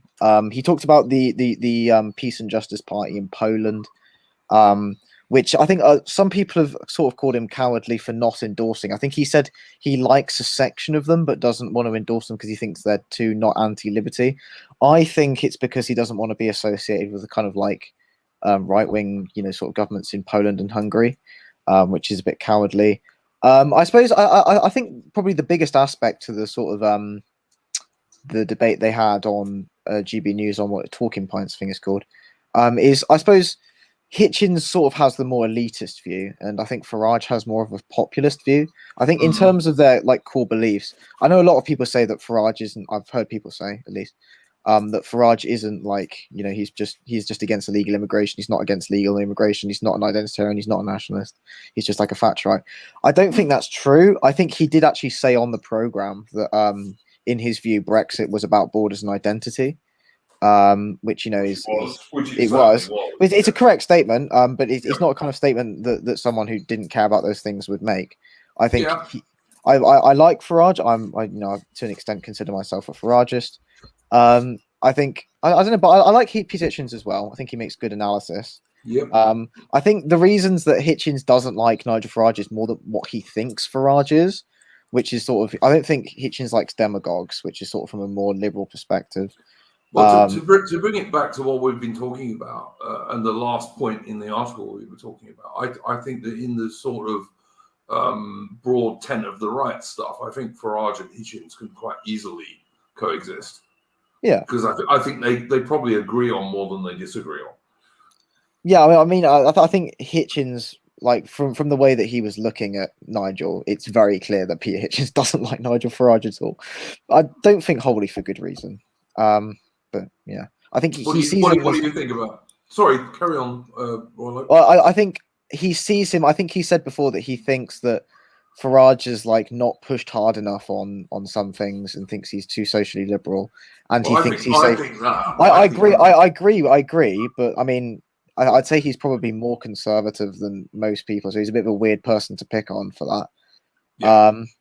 I don't know if specifically focusing on Farage. I mean, okay. Yeah. And I think he also doesn't like him because he thinks he saved the Conservative Party, which Farage said, "Well, I didn't want a Corbyn government," which I can understand both sides on that one. I think Anglo-Nile has got the point here.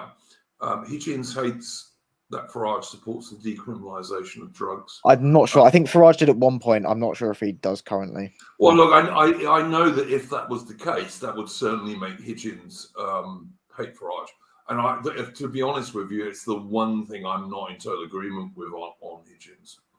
I think Hitchens makes too much of that. But that's just me. I think it's more of a principle thing. I don't know. Yeah, it probably is. Ozzy, what do you think about that stuff? All right, disclaimer. I don't know very much about Peter Hitchens. I read Abolition of Britain, and as far as I'm concerned, it was a better written, more precise and academic version of Culture of Critique. But I don't know about him in general. I'm gonna have to ask you about that, mate. But carry on.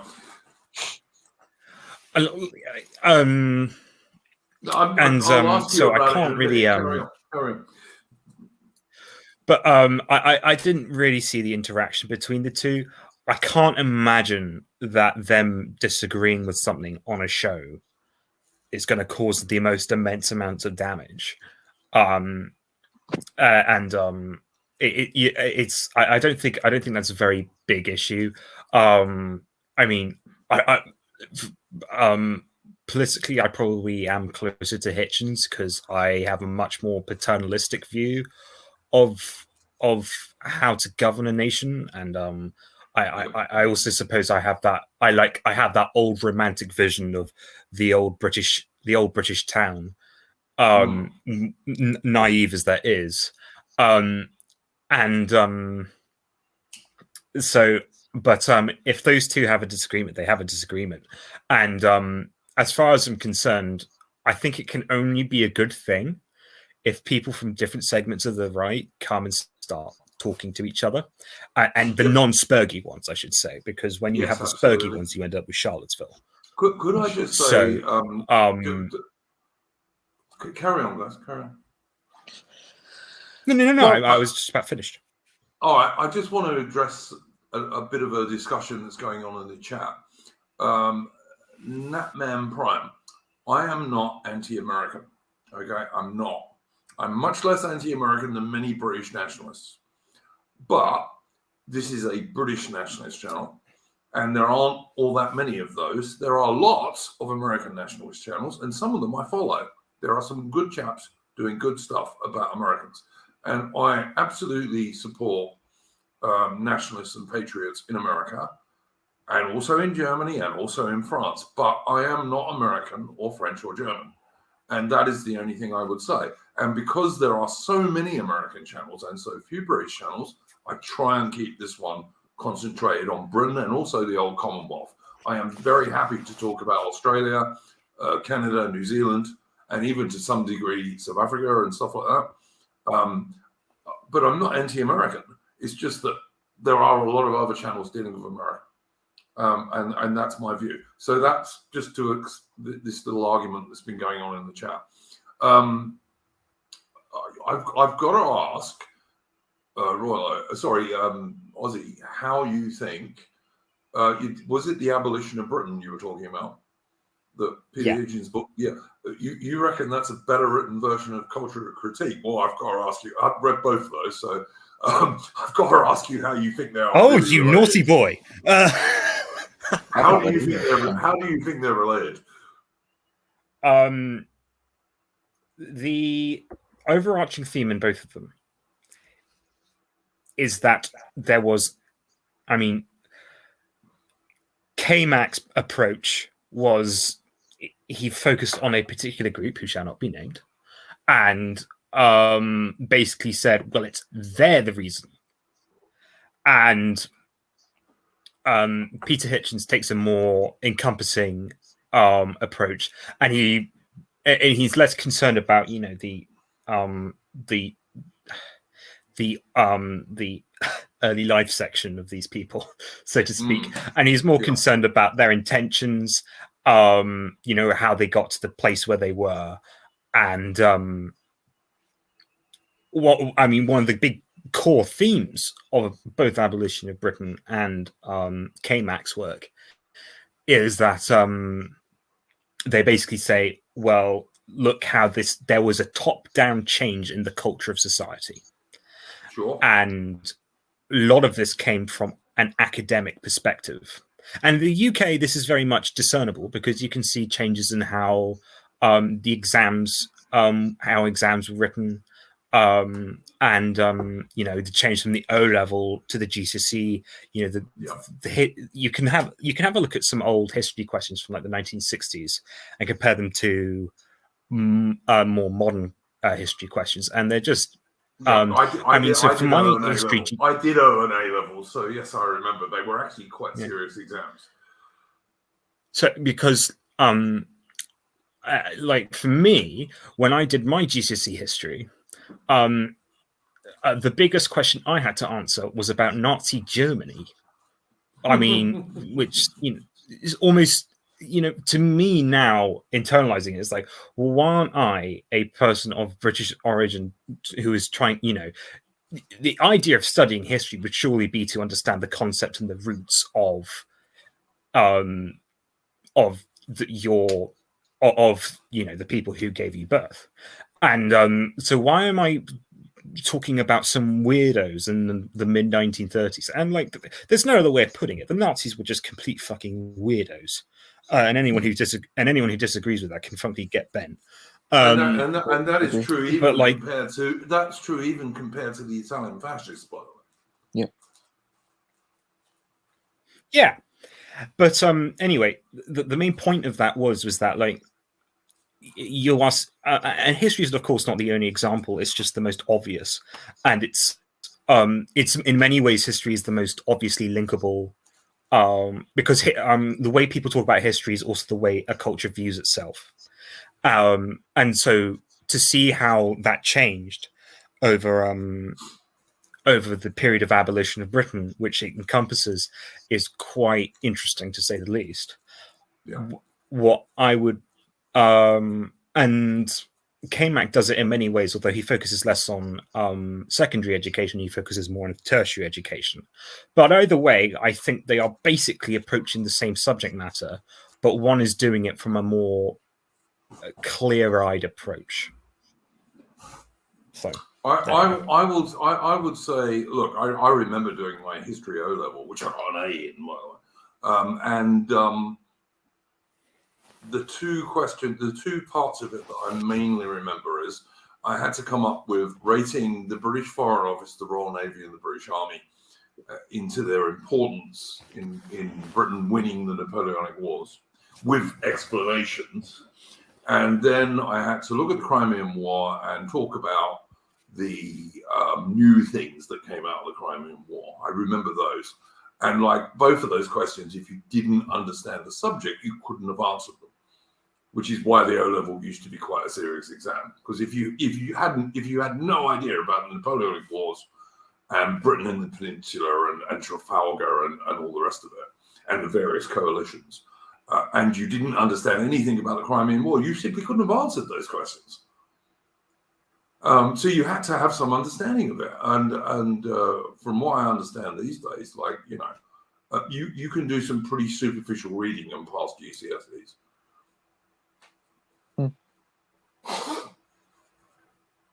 The other thing I would say is the book that I most thought that the abolition of Britain was similar to.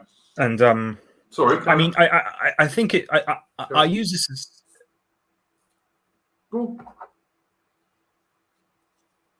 Bing bong bong bing bong bing bong. Carry on, Ozzy. Carry on. I mean, all I was going to say was that I simply use history as a case study of what you could see as a wider phenomenon, because history is very, as I was saying, history is basically, you know, how history is talked about, because it's of course not exactly scientific, it's interpretive. It's you basically seeing how a society views itself. In the same way, how an adult could view their childhood. There is a proper way to do history, which is it's not exactly scientific, but it kind of is up to a point. You know, it's not the way it's done these days with like critical theory and all this nonsense. But yes, but you know, I mean, you can't exactly run a t-test on a historical source. It doesn't really work like that. But either way, what I'm trying to imply that it's a very useful way of basically seeing how a society views itself. in the same way that the ancient Greeks viewed their history as basically the story of gods.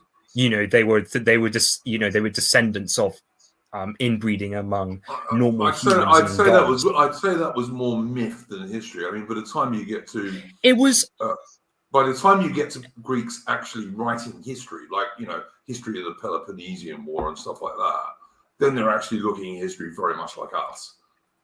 A bit, but you also get things like Herodotus. His way of doing history was basically to ask people, well, what do you think happened? And a lot of the time they would tell a myth. And so, how you see your past and your roots has a big bearing on how you actually, how you evaluate yourself. And so, I mean, history is not the only way of doing this. I emphasize. But I mean, Peter Hitchens spends, I think, an entire chapter talking about the change in the history curriculum in the UK. I mean, at least in the English system, which my school in Scotland actually used as well. So I do understand. So from me, I actually can see quite a bit of similarity. But I've just noticed that for a topic that was supposed to be about an article which was supposed to be about political activism, we have somehow managed to stray onto a critical analysis of a journalist book versus a pseudo-evolutionary psychologist book. But yeah, I would just say that the book that I most thought that Hitchens' book resembled a much shorter version of was Pat Buchanan's book, actually. Sorry, not the abolition. Again, these names, I don't know who that is. Pat Buchanan was he ran for president in 19. He was the Republican opponent to George H.W. Bush, I think, wasn't he? Seem to remember. Yeah, I've not read his book, but but he's actually, when I'm saying Hitchens' book, I'm not talking about the abolition of Britain. I'm talking about Phony Victory, actually. I know. Yeah, Buchanan. Phony Victory was very much like a shorter version of Buchanan's and less academic version of Buchanan's book. Conservatives still get in trouble for I think Sean Hannity, they always use that he was associated with Pat Buchanan because of that book. So, but yeah, I don't know. I just think we have strayed a bit from the subject, but I mean, what I was just about to ask you guys is what could we change in nationalism that would make it better? And then I have one final question before we stop. Don't brand it as nationalism. Sorry. No, people. Ozzy agrees, so okay. See, I don't agree with that at all. I mean, Scottish Nationalist Party, Ozzy. Isn't it called the Scottish Nationalist Party? Not really the same. Yeah, but they're not actually. No, I know they're not really because there's two different interpretations. Nationalists. Yeah, so we have to. But doesn't that mean we have to change the interpretation of nationalism?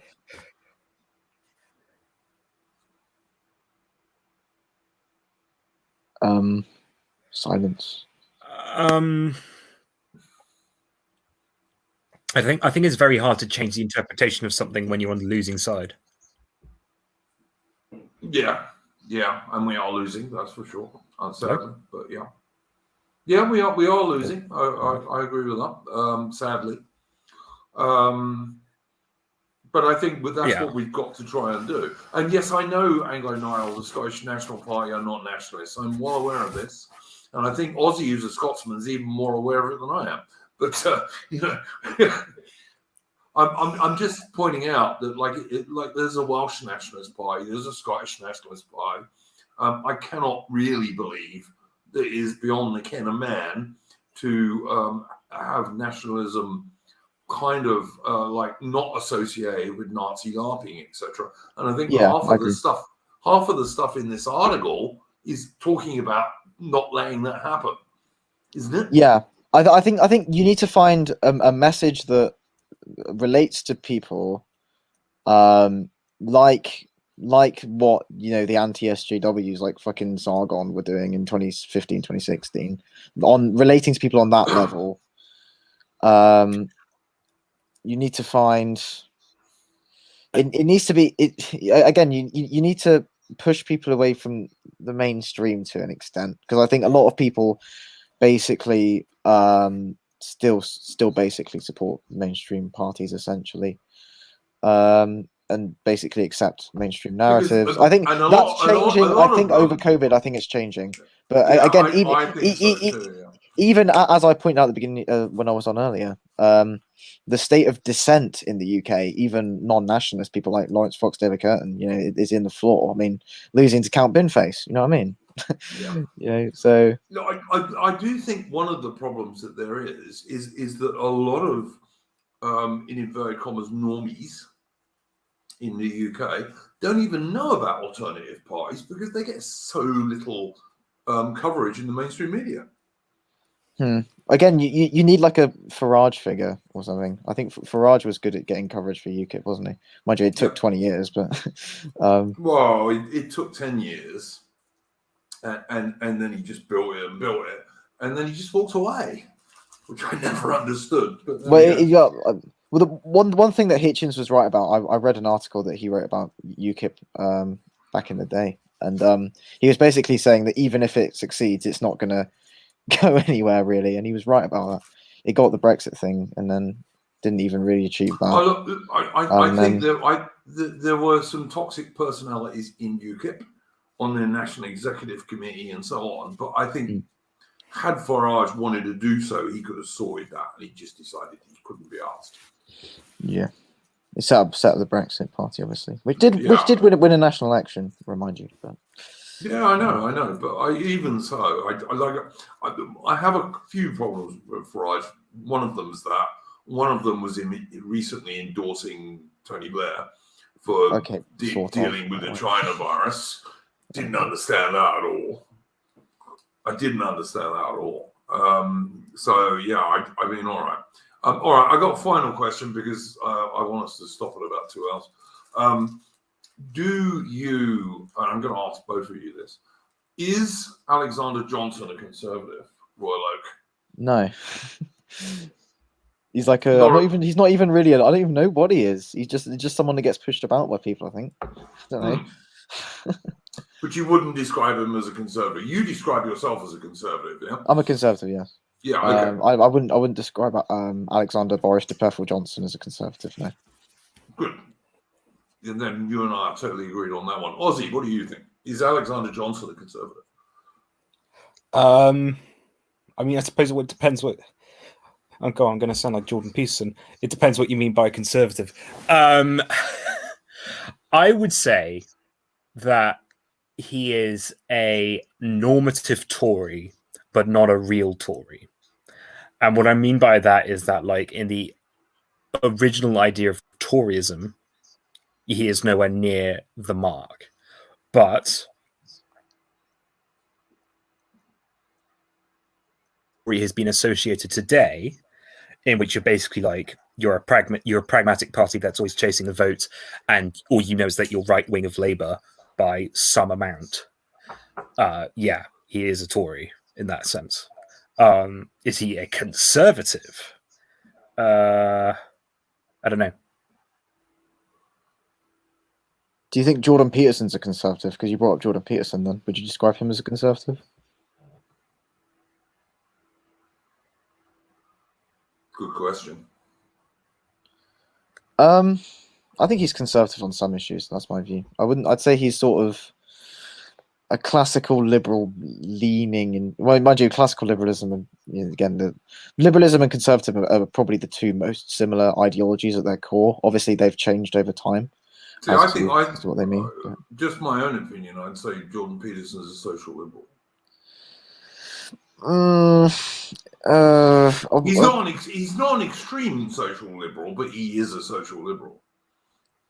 I wouldn't say so. I mean, I wouldn't go as far as to say he's a social liberal. I think he agrees with the tenets of liberalism in the classical sense. But again, we're not dealing with liberalism in the classical sense. We're dealing with, modern liberalism. Like I think someone like John Locke, existing today, wouldn't exist as a problem for right wingers. He'd just be sort of a nuanced bro, wouldn't he? I think there was this little period in the 18th century when classical liberalism made some sense for people in Britain and Americans who considered themselves Englishmen, like George Washington did for most of his life. So, I think there was that little period. I don't say it was a good thing, but it made some sense for those peoples. It's never made sense for people since then, in my opinion. No, well, again, my criticism of Jordan Peterson, even though I think he says some things that are empirically correct, is that he's an individualist, and I don't think an individualist option is going to be what frees us from the kind of leftism that inhabits our society, like wokeism, things like that. It's not the answer. So the answer is a collectivization of people. So yeah, because if we don't hang together, we're surely going to hang separately. That's for sure. Yeah. In the longer term, in my opinion. Yeah. In my humble opinion, that's what's going to happen. Anything else to say, Ozzy, before we shut up?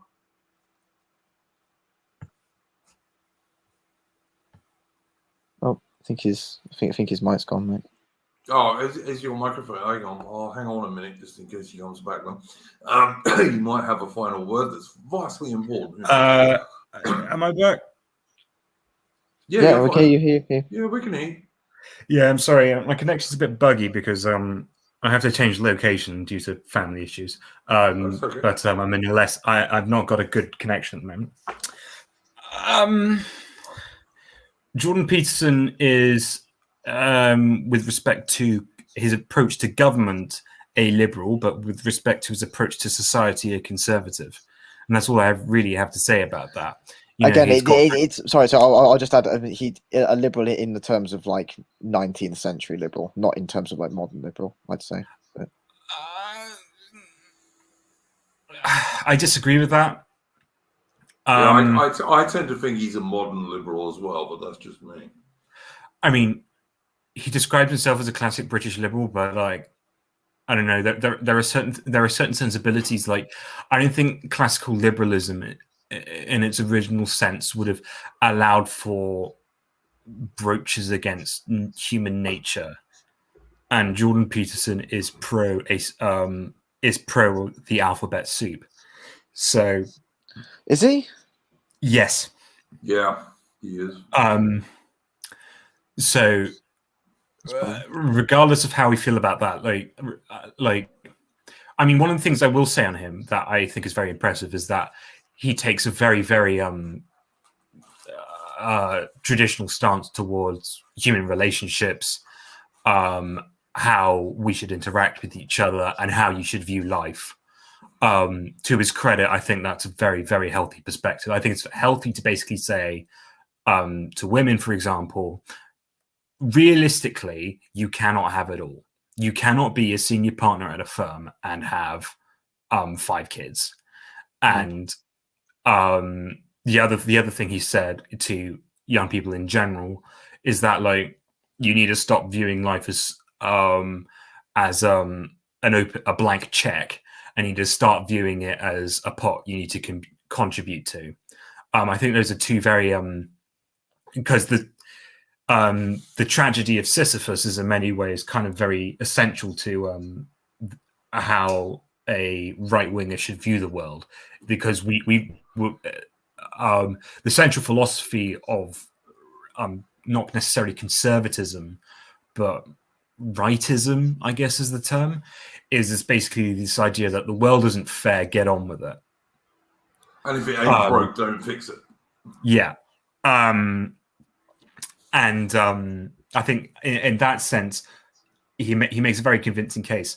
I mean, so yeah.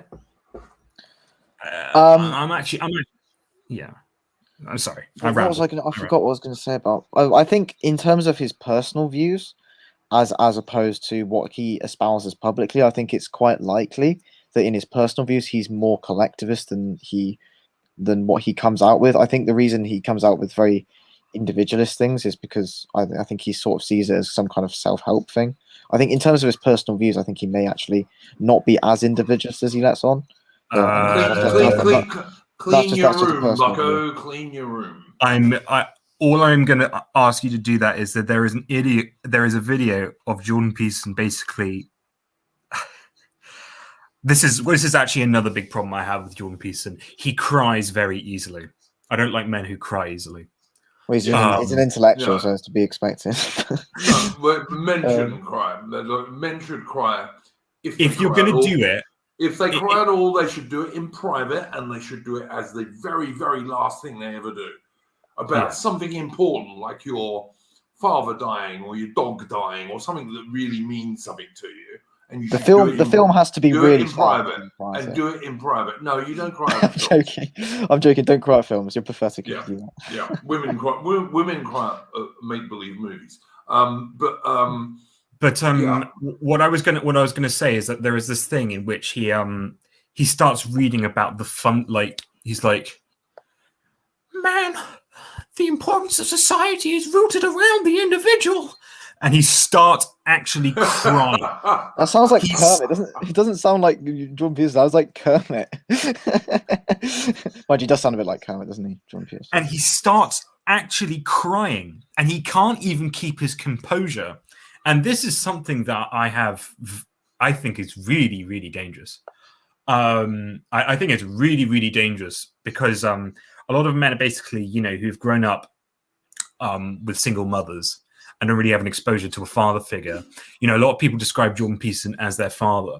Yep. And so when you see, as your first impression, a relatively lanky, high-pitched man who cries easily, I mean, regardless of his other information, which is constructive, people don't simply learn from a neurological level. They also learn from body language and sensitivity input. Yeah.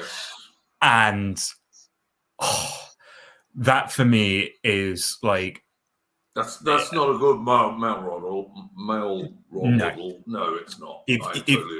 You as a man should not be crying about the fact you have to roll the ball up the hill. Yeah. You just do it. Yeah. And it's going to roll down again, but you just do it. You can get depressed about it. You can be pissed off about it, but no, you don't burst into tears. That's a absolutely feminine thing to do. Yeah. Yeah. The reaction to setbacks of bursting into tears, that's a womanly thing to do. It is not a masculine thing to do at all. As I said, yeah, sure, men can cry. I've seen men cry. I've cried myself once or twice. But you do it in private. And entirely at its appropriate instance. Yes, it has to be something bloody serious. Yeah. And it just makes you so overwhelmingly sad. But even then, you do it in private. You don't make a big deal about it. And that goes even more for Anglo men or Anglo-Celtic men. Like the British tradition, is the stiff upper lip, for fuck's sake. And it was a damn good tradition, and we should not abandon it. Yeah. British officers don't duck. Well, not so much that even, although there is a point of that. But not even so much that. I mean, you got to be realistic these days. Modern sites and so on are quite accurate. So ducking can be acceptable these days, although it probably wasn't in the early or mid 19th century. But men shouldn't be bursting into tears. It's not a male thing to do. It's a female thing. And all of this stuff that we get thrown at us constantly these days about men and women are the same. This is just one of the aspects in which they're not and should not be. It's cringy for men to cry. It makes you look pathetic. So don't do it. Mm-hmm. And if you have to do it, because sometimes there are occasions when you will have to do it in fucking private where no one can see. Yeah. I mean, yeah, perhaps this was a bit of a segue because we're down to talking about Jordan Peterson again. But it's also, look, it's the same thing as like one of my things about whether I consider someone a conservative or not is, do they accept there are only two genders, only two sexes? Because there are only two sexes. Everyone else is LARPing and mentally ill. Mm-hmm. And that is like, yeah, all right, there might be like 0.001% of people who are actually born with double sex organs, but like they're so tiny, it's unbelievable. And just about everybody else is mentally ill and LARPing. Yeah. Either way, what I think I wanted to answer the question from Natman Prime. He was asking me why am I talking about Sisyphus, and it's because he is in many ways.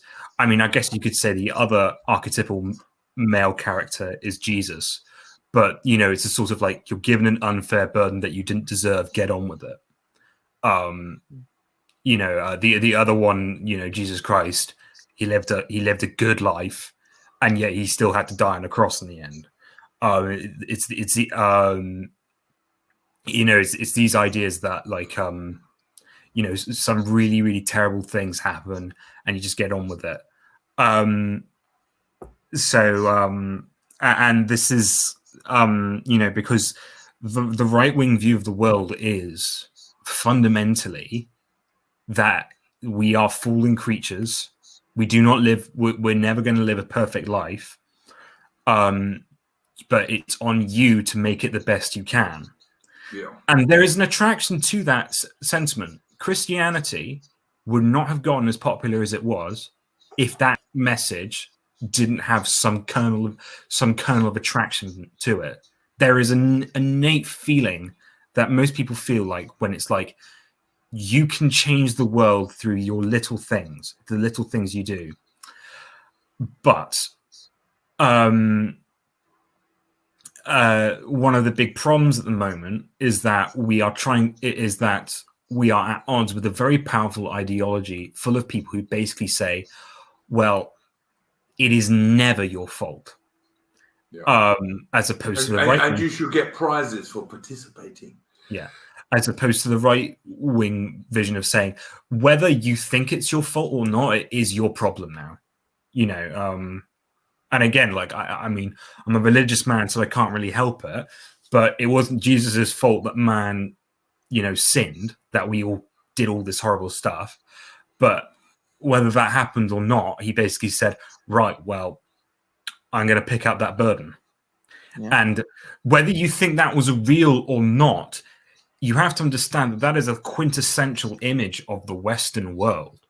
Yeah, and sure. And it is very important that, like, if you want to view yourself as a man, you need to start viewing yourself as someone who basically says, it is what it is. Well, I mean, to give it a non-religious tone, I mean, I'm agreeing with you totally, Ozzy, on this, but I mean, just to look at it from a non-religious point of view, like, as a man, you take your knocks, you shake yourself, you stand up, and you go forward. And if you want to look at responsibility, you look after your family, and you move forward. And yeah, all right, sometimes you're going to get knocked down, but you get up again, you knock the other bastard down, you keep going forward. That's what men do. Yeah. I mean, to look at it from a non-religious point of view, I totally agree with what you're saying. But I think you can also look at that from, like, the traditional British bloke. That's what he did. Like, in World War II, my grandfather's house was bombed flat by the Luftwaffe. You know, luckily enough, his family, including his 7 kids, were an air raid shower. They went through the rubble. They managed to get a flat iron and 1 or 2 other bits sorted out, and then they got, you know, eventually they got another home. And he went across on D+3. And that's got nothing to do with the Second World War. That's just what men do, you know. They just carry on and they go forward. Yeah. But yeah, so yeah, that's the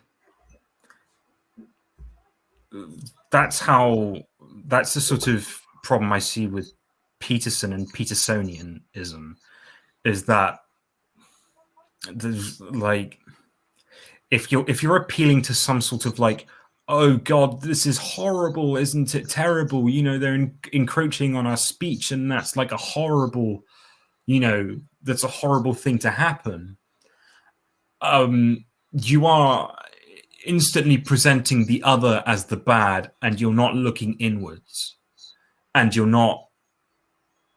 I guess this is a part of the reason why last week I was very, very reluctant to say that what the situation that has been given to us is anyone's fault but our own. It's because I do genuinely believe that this perspective of, well, it's someone else's fault and it's not mine, whether that's true or not, is actually toxic and it ruins civilization.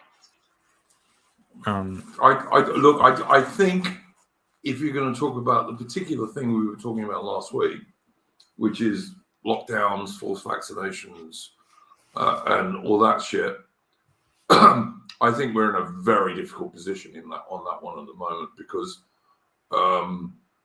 not only don't we have any power, but the vast majority of the general public, who are increasingly going against this, don't have any power.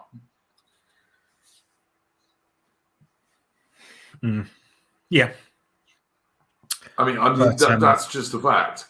Government power has vastly increased over the last 18 months.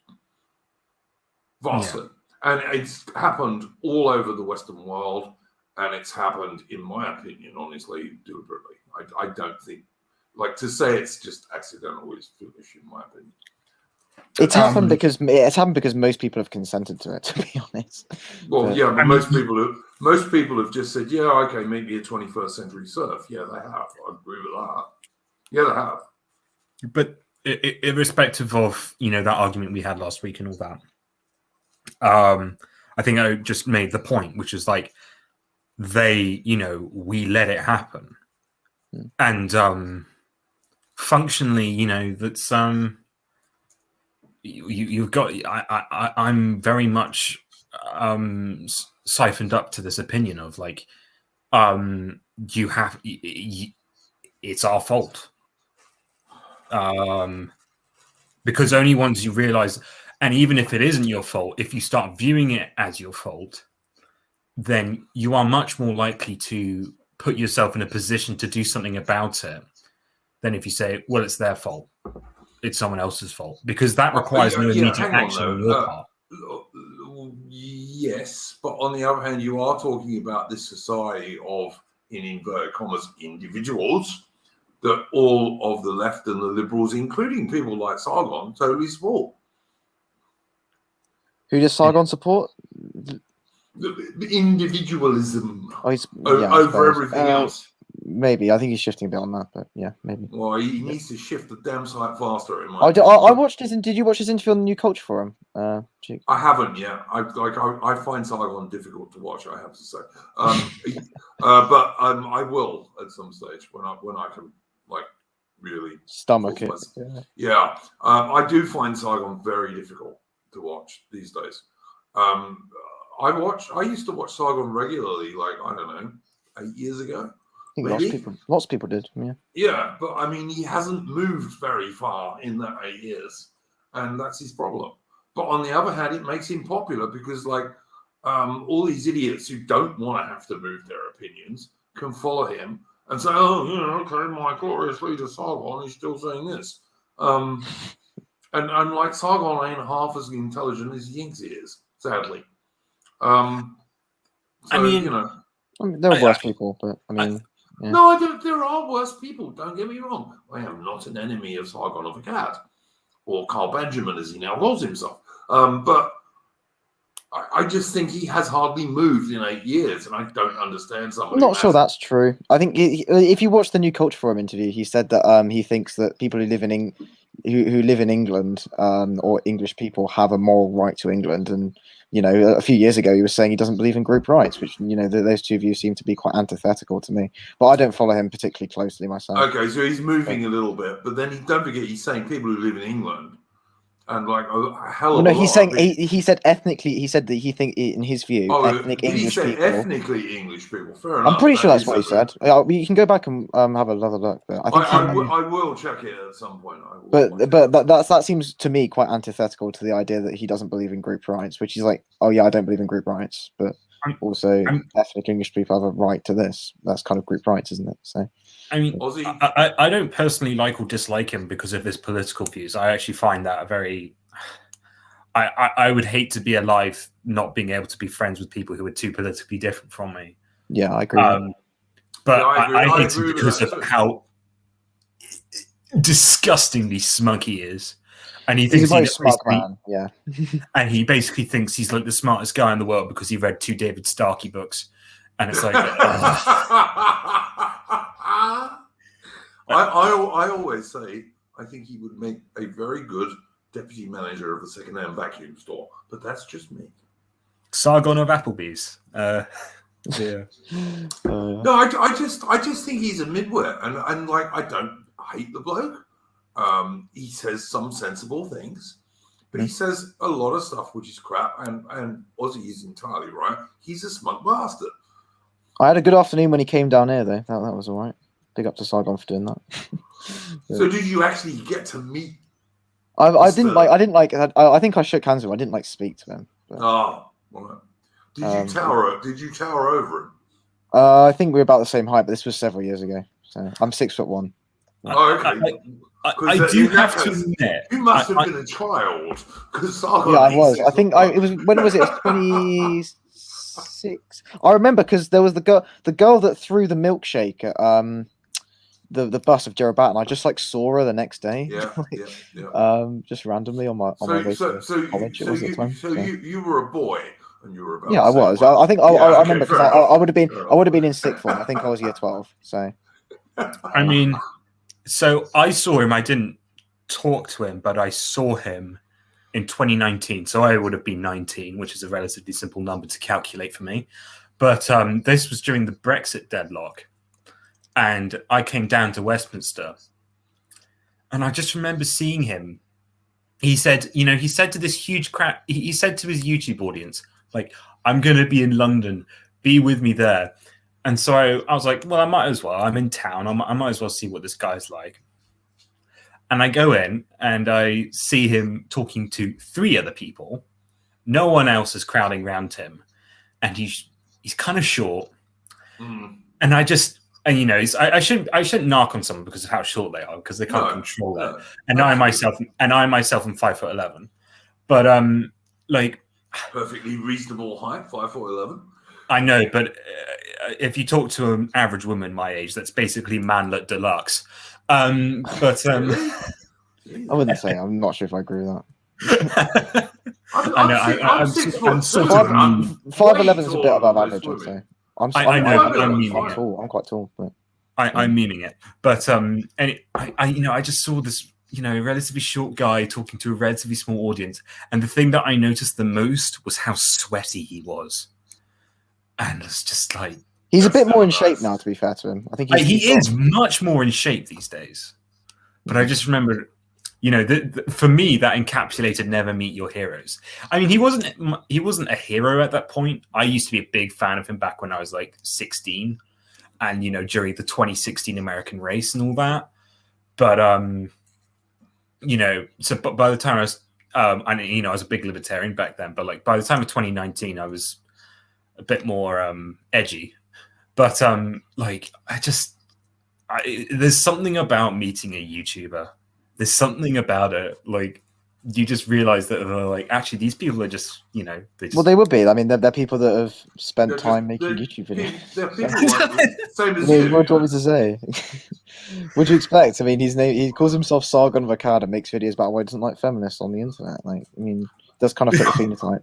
I remember I liked Saigon when he was making videos about all the sexual assaults and rapes in Germany and stuff. When was that? About 2015. That was New Year's Eve. Was it 2016? No, I think it was 14 or 15. I think. Yeah. But back then, I thought, okay, he's talking about stuff most people are not talking about, because of course, even back then, the BBC were like not putting that stuff out if they could avoid to do so, because of the way the biased brainwashing corporation is. So, I mean, back then, he was doing some good. I just think he's taken so long to move on from that position. And then he would come out with shit, like when he told that idiot Labour MP woman, I wouldn't even rape you. I mean, that was really fucking stupid. That was cringe. It was cringe. And he was not a teenager when he did that. Yeah. If you or Ozzy had done that when you were like 17 or 18, I would have said, oh, fair enough, boys, you'll grow up and get a bit more sensible. When Sargon came out with that stuff, he was in his 30s. I know. God's sake, and he was a married bloke. With like 2 minutes. It's like, what's your daddy do? Yeah, he said he wouldn't rape Jess Phillips on the internet. I mean, you know, I'd be quite happy to say I would be quite happy to say Jess Phillips is an ugly bin, because she is. Like, I wouldn't touch her with a 10-foot steel tip barge pole. She puts on a working class accent as well. Yeah, but I wouldn't say I wouldn't rape her, because that's fucking insulting. Yeah. You know, It's just a civilized man doesn't rape. A civilized man doesn't rape anybody. You know. You guys are acting like white. Anyway, I'm not going to use the last word. Yeah, exactly. Remember that? But that was yeah. I remember you guys are acting like white. Word we will not say. Again, Sargon. He's a flipping midwit. It was hilarious. But it wasn't hilarious. It just made him sound pathetic. But I think you guys are forgetting that it depends on the child. All right. He did say that as well. Oh, for God's sake! Jesus Christ. That's what you get for going on the Amazing Atheist podcast. Yeah, David Fisher in the chat. My son is older than these two. Yes, absolutely true. But on the other hand, Ozzy's 23, isn't he? Or 24? No, I'm 21. Yeah. 21. Oh, you're only no, my son is older than you two. But this is like the third time you've said I'm older. That like I'm like almost a boomer. Well, it's because you're cleverer than me, and I want you to be I won't older. go that far, but oh God, guys, get a room. What? Look, mate, I'm not the one throwing compliments, okay? Yeah, no, I'm joking. I was just throwing a bit of self-deprecation out there. I'm joking. Yeah. Your virtue signaling. Come on, One of my favorite things among people at the moment is basically to just say you're really stupid. I actually think this is like one of the things that like the right really has going for it, is that we don't try and pretend we're a huge bunch of intellectual geniuses that are like coming up with like Kantian bollocks or whatever. Who was it that said true knowledge is to know that you know nothing? I think it was either Socrates. It was Socrates, yeah, wasn't it? It's good. It's a good quote. Well, we can kind of like, we have common sense on our sides. Yeah, common sense conservatism over here. We have common sense on our sides on the right, and actually, if you were able to talk to people in an unbiased situation without the MSM constantly coming out with bullshit, I am firmly convinced the vast majority of people would agree with us. Yeah. Just naturally, they would agree with us, because what we say is common sense, and it's like millions of years of human evolution have led us to where we are. Yeah, that's definitely true. I think no, it's just like one of the most clever memes I think of all time ever was the North FC meme, because it was basically like, because the main edge of that was that like, I'm not going to make a really sophisticated political argument. I just don't like it. Done. Yeah, absolutely. And many people would have that gut reaction to most of the stuff that's going on. I mean, Transvestite Story Hour is a perfect example.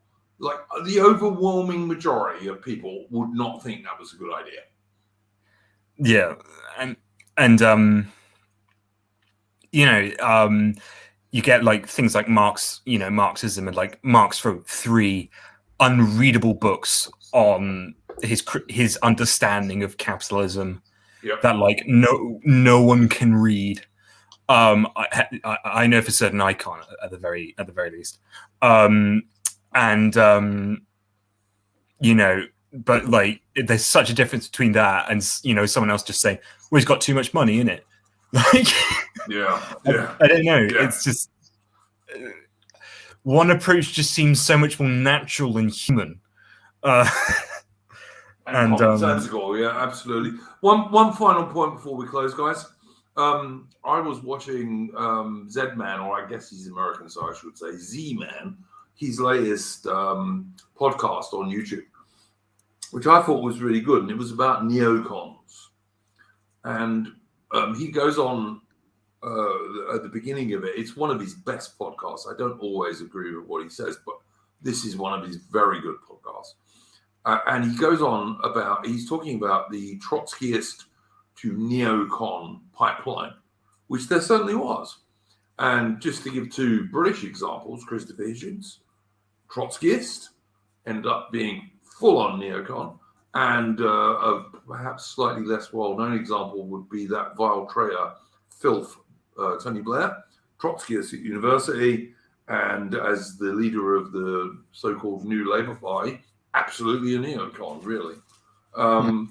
I don't know. What do you guys think about that one? They've gone full Gramsci mode. They've infiltrated. Yeah. Um, But I mean, yeah, Christopher Hitchens, I still see people like in my circles saying how wonderful Christopher Hitchens was. And I'm like, you know what, I used to kind of support that kind of atheism. But in case anyone hasn't What? No, I did. I used to be a full-on atheist. I was never a what's the word? I was never a militant atheist. I didn't want to convert people to atheism ever, but I was an atheist, and I used to think that, like, you know, Christopher Hitchens used to talk quite a lot of common sense. I used to think that. Disgusting. Yeah, well, Christians have told me this before, but I have actually retreated from that position. I'm now an agnostic, which, for anyone who doesn't understand what agnostic means, is I'm just a don't know now. I don't know. There might be a God, there might not. I'm not sure. That's where I am. And I have retreated to that position. But like I said, even when I was an atheist, I wasn't a militant atheist. I wasn't trying to, like, slag off Christians. But I still get people today in my circles. Christopher Hitchens was a great bloke. I don't think he really was, to be honest. I mean, I don't know that about him, but... Well, you can read some of his books. You can watch quite a lot of his lectures and debates on YouTube if you want to. He was a very clever guy. He was definitely a very intelligent bloke, but he absolutely was a liberal. Yeah, Roy, like if that was you, yeah. He was very much a liberal and a social liberal. And he went from Trotskyism to neocon. He was a total neocon when he died.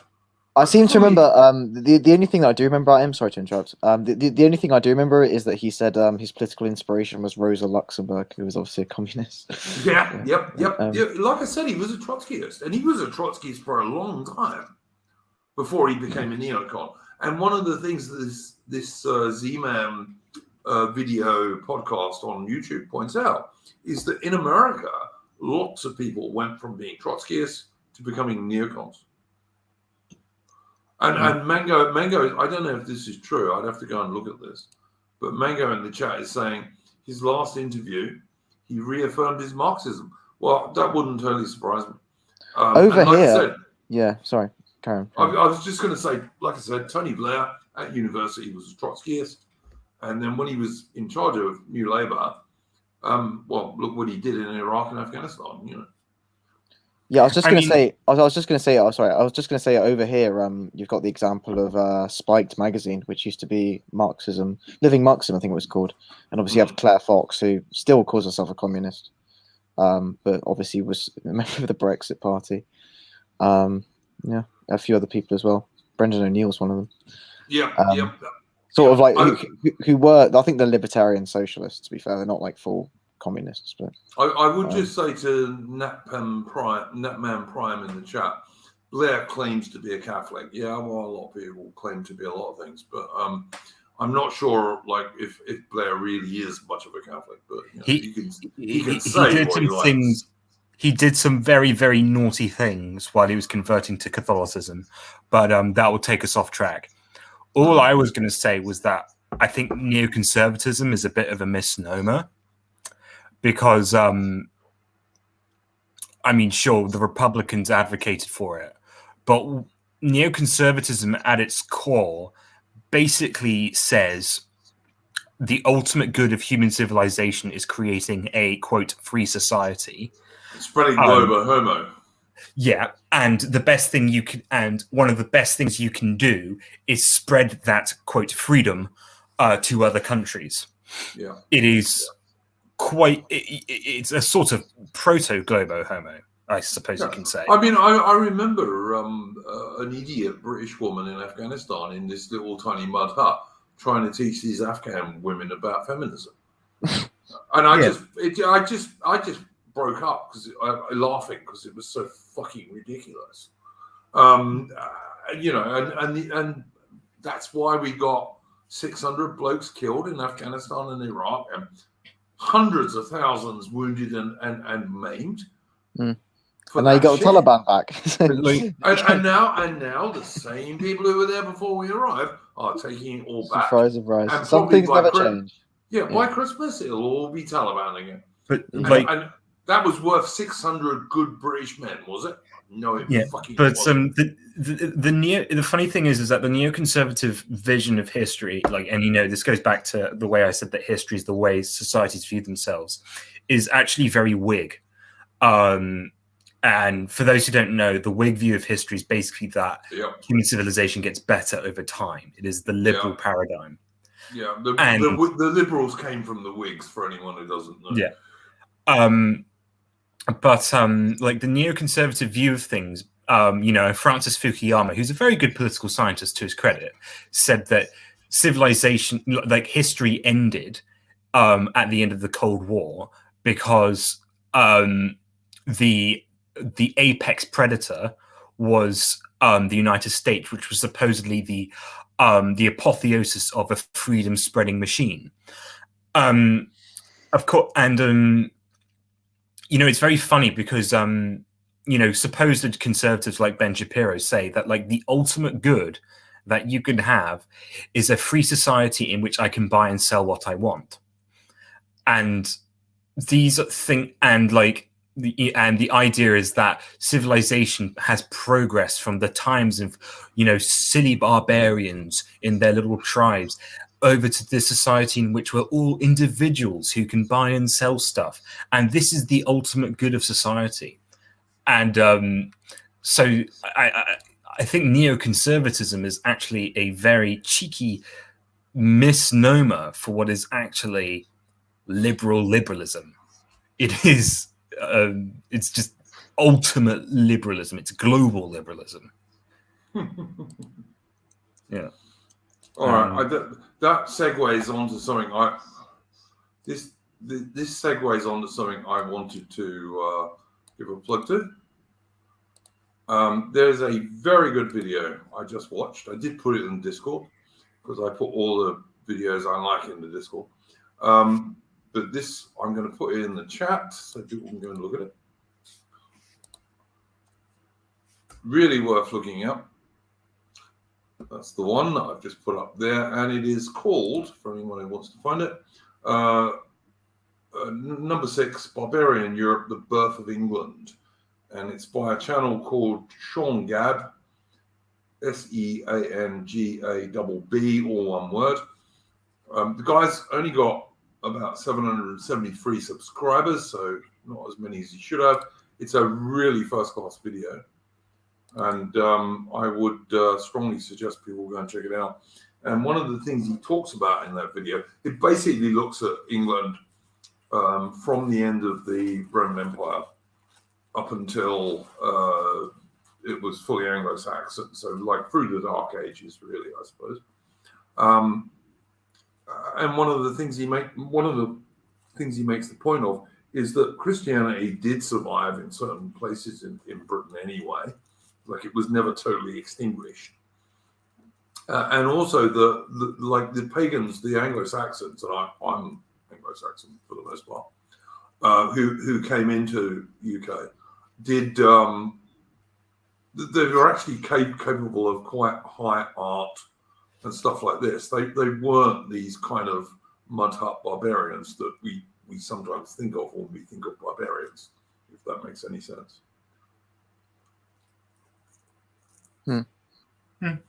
Yeah.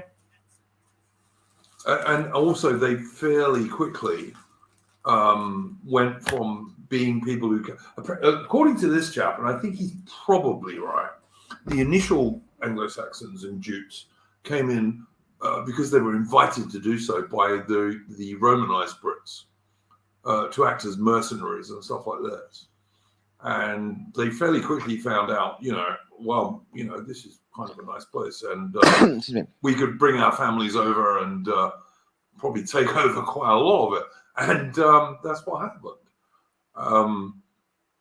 And also English is probably the oldest non-Latin European language, which I think it probably is. Well, So it's pretty bastardized now. So. Oh yeah, absolutely. I mean, if you can, a modern Englishman would not be able to read Old English. Absolutely not. But English changed over the centuries, obviously. But it's still scholars can read Old English, and there's Old English going back beyond 700 AD. So and no, I will not call it the Common Era. It's AD. Because the Common Era thing is basically an anti-Christian thing. It's the only reason people stop using AD. Am I wrong? No, and again, the Common Era it's kind of a Whig view of history, isn't it? Yeah, and it's meaningless anyway, because many of these other civilizations don't even date their stuff the same way we do anyway.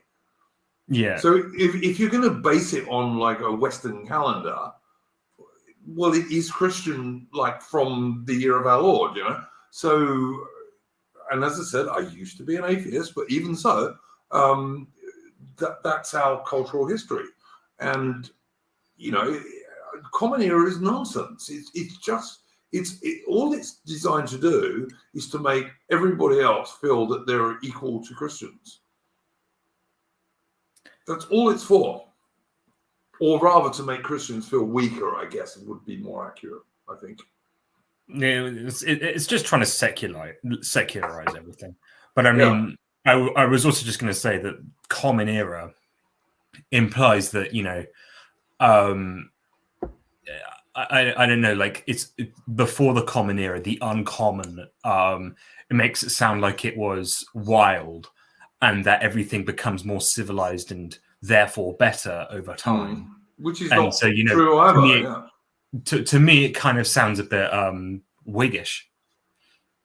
And that's... Yeah, Whiggish stroke liberal, because, pretty much the same thing.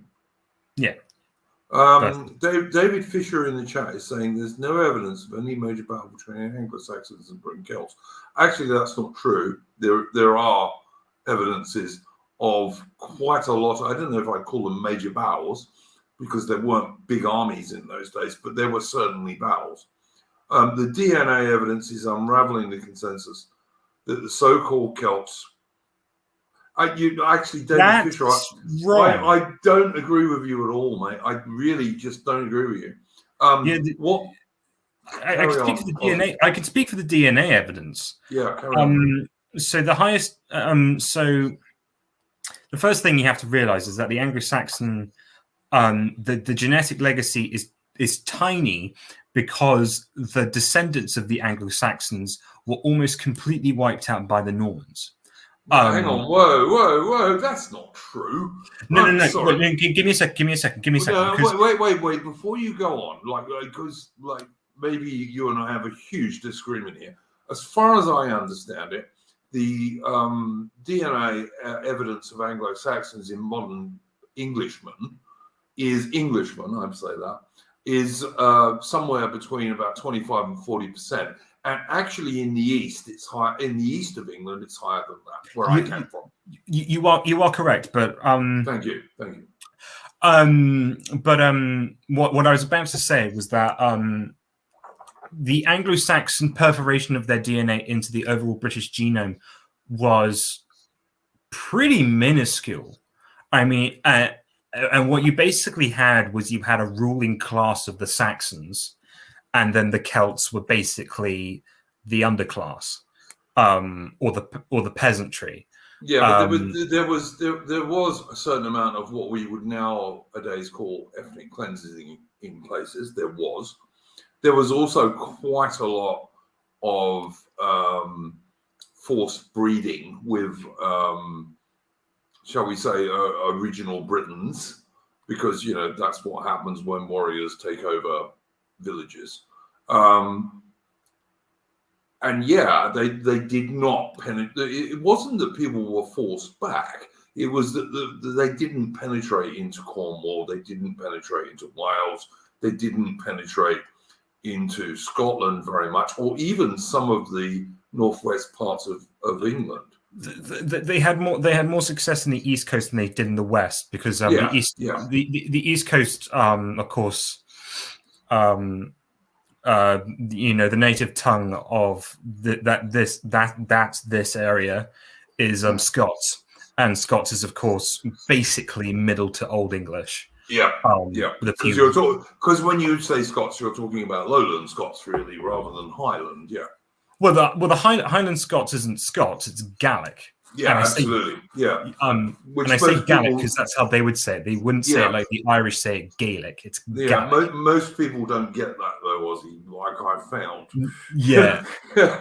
They don't understand the difference between Scots and Highland. Like you can read some classic Scots poetry, like by Burns, and you can basically see how it's kind of English-ish. The Scots are mate. You are absolutely completely wrong there.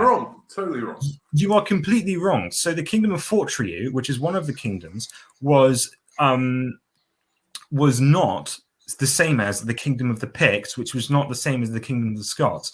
Yeah. The main Irish legacy in Scotland is still and remains within the West Coast. Yeah. Glasgow, going up to Fort William, and going south-ish towards Carlisle. You are completely wrong in saying that the Scots are in their entirety Irish. My family come from the Arbroath area, and they and we all carry very traditional German names. I won't say what my name is, but don't dox yourself. But it carries a traditional, Scoticized Germanic name, and you are completely wrong in saying that the Scots are Irish. This is just a load of bollocks. I'm sorry, you're wrong. Yeah, absolutely. It is. It's totally wrong.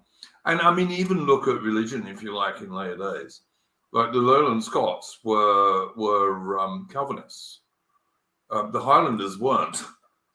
Ozzy, I'm not going to argue with a Scotsman about this. I think you would say that's pretty. No.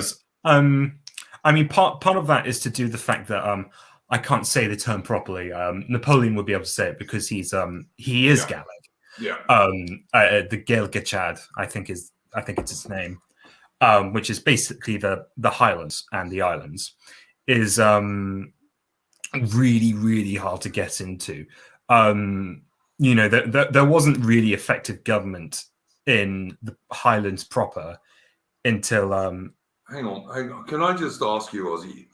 David Fisher said, "I didn't mean in their entirety. I meant the original Scots tribe." I mean, so this is where you get some a bit of vagueness, because the emergence of the Kingdom of the Scots it's complicated. Yeah, but I know that. Yeah. It's a merging of two different kingdoms. It's the Kingdom of Fortriu, which was a Western and Irish migrant kingdom, and it was also a merger of the Kingdom of the Picts. And the Picts we know even less about, even though it is the dominant genetic legacy in Scotland. And the Picts even were like after the guys who the Romans were fighting. Actually, no, sorry. They weren't the original guys the Romans were fighting when they were... Caledonians, wasn't it? They were fighting. Yeah. Yes. So you have the Caledonii... And so even the Picts were a formation of other groups. Yeah. Well, the Picts is, like other Celtic tribes, is actually just a confederation of smaller tribes. Yeah. But we know really, really little about this period of Scottish history. It's really because unfortunately we don't have very good documentation, unlike Anglo-Saxon England, because monks were only just starting to get into Scotland around the 600s and 700s. Am I not right in saying, Ozzy, that like in the Dark Ages, which is a term I know historians are trying to get rid of, although I think it's quite a useful term because it kind of expresses the fact that we don't have many sources about it. That's really where it came from. Am I not right in saying that like a lot of South West Scotland and Northwest England was actually united in a single kingdom, was it not? Southwest Scotland, not really. So the northeast of England, or the kingdom. I'm talking about the west on the Atlantic side. Yeah. Right. So the northeast of England, which was the kingdom of Northumbria, went all the way up to Lothian and the further forth. But the west was the kingdom of Strathclyde, and they had a Welsh language or a Welsh root language, but they stretched from around about the Lancaster area all the way up to the Clyde. I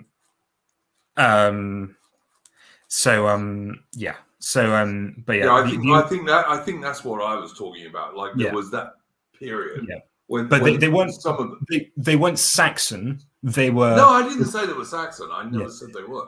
They were Brittonic. Yeah. Absolutely. It was one of the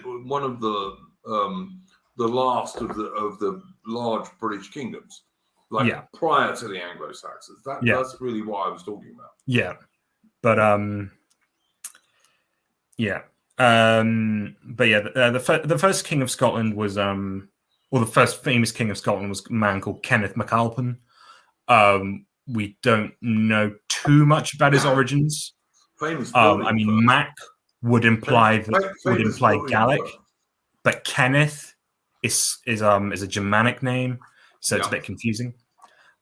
But I mean, it's like Orkneys and Shetlands, loads of Norse guys around that area. The Shetlands, if you go to the Shetlands, not very British in any sense of the word. Very, very, very, very Norse. Yeah. And you get that actually quite a lot around the northern point of Sutherland. I'm not sure why we're spending a lot of time talking about. Well, I don't know. I just think it's interesting. I mean, like one of the things again that people always forget is the guys who built Stonehenge, for example, which is one of the most ancient and famous monuments in certainly in Britain, but probably in the world. Those guys were replaced by the Britannic, in inverted commas, Celtic people who the Romans met. Yeah, but so, there's been at least 3 replacements of people in the UK. Yes, what replacement in a really, really roundabout and loose way, because not in the way that globalists would use it, of course not. No. And not in the way we are currently seeing.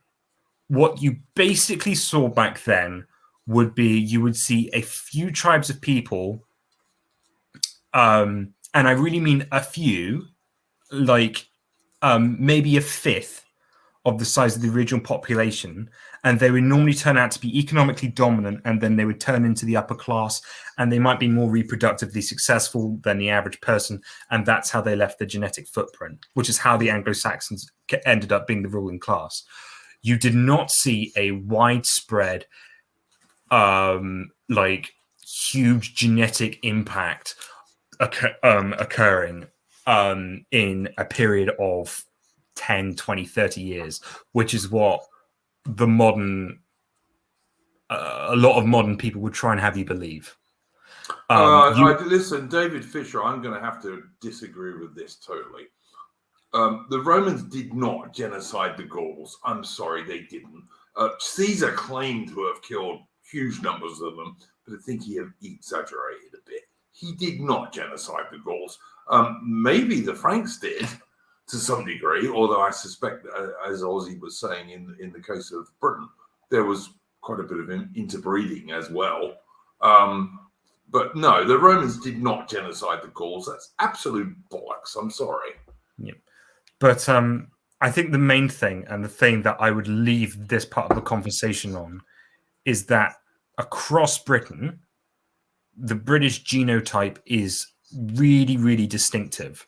You can, if you give me a genome from a British person, and I had to compare it against, a British person gives me a DNA sample, a German gives me a DNA sample, a Norwegian gives me a DNA sample. I would 95% of the time guess the British one being right. I would not be able to do the same with the Germans and the Norwegians. Yeah, no, I agree with that. I'm not. The only thing I'm not sure about is that you said the Normans had a huge genetic footprint in the No, they didn't at all. No, they didn't. I was just going to say I didn't think they did, because those guys really were kind of just an elite stuff. Yeah, they were just a ruling class. They were one and gone. Yeah. Whereas most English people still stayed English. Yeah. Or British, but I mean that is why, of course, by the time of Henry V, Henry V is the first English king since Harold who speaks English as his first language, because his father was not the king; he was a member of the aristocracy, and the aristocracy in England, unlike the English kings, learned English first and then French. Yeah. Anyway, that's yeah. I mean, I'm much better on the actual DNA archaeology of this. I also find it more interesting. But well, we should do a stream on that at some stage, because I find that stuff interesting too. And like, I do find it interesting that like English guys today still have some genetic resemblance to people who were here long before the Romans. You know. Yeah. But I mean, I'm a relatively humble Twitter account. I only have 150 followers or something like that. But one of the tweets that I did, one of my best ever tweet threads I ever made, was about the fact that, like, people say that British people do not exist genetically, and that is just completely fucking false. It is just so wrong. In so many ways, but it's pretty obvious why some people would say that, isn't it? It's obvious why they would say it, but it's just I always have to tread with these conversations, because there is, to an extent, it's true that human populations are formed through migrations and conquests and interbreeding and all that, but to the scale and to the scale and in the manner in which we're seeing in the present day, it's never happened, ever. No, I totally agree. Totally agree. And nearly everyone who goes on about that shit these days, as soon as you hear people talk about the Huguenots or somebody like that, immediately that they have an agenda that they're trying to push. Yeah. That has nothing to do with history and has everything to do with global warming. Mm-hmm. Yeah. But yeah. Sorry, Rollo, you need to say something, mate. You've been quiet for ages. I'm not an expert on Scottish history. I know the guy. No, we weren't talking about Scottish history. You were talking about British history. I'm not a historian either, but I do know that the guy that destroyed the Picts. There's some disagreement as to whether or not he was a Pict himself. That's the only thing I know about that. Who destroyed the Picts? Well, no, like the ended the kingdom of the Picts or whatever. I don't know. I read that. Who knows? Kenneth MacAlpin. Yeah, there's some disagreement. He might have been a Pict himself or something. I don't know. Oh, okay. Yeah, but I agree with what Ozzy said. That the Picts were actually. This happened a lot in the late Roman Empire. Like a lot of these, in inverted commas, barbarian tribes formed federations, and the Picts were a Scottish one. Mm. Would that be correct, Ozzy? I think it is. Yes, I mean. So we have. I mean, the thing is, I want to be very cautious about this because this part of history is exceptionally vague. So I have, we have virtually no sources for it. I have probably about 4 or 5 books on Scottish history now. And always the skinniest part is from the period of 400 AD to around 900 AD. Yeah. As you said, Ozzy, like no monks or very few monks. And they were the only guys who were writing around about then. Yeah. So, of course, one of the greatest writers about Britain between the fall of the Roman Empire and the rise of the Kingdom of Wessex was Bede, Saint Bede, I should say. Yeah. And he has this really, really great, objective, straightforward piece of writing. We do not have the same for Scottish history. I don't. It's not really a matter of expertise for me, and it's also not a matter of immense interest to me either. I was just going to ask you, Ozzy, what do you think about St Andrew? Barely know anything about him. I mean, in terms of like historical truth. Again, barely know anything about him.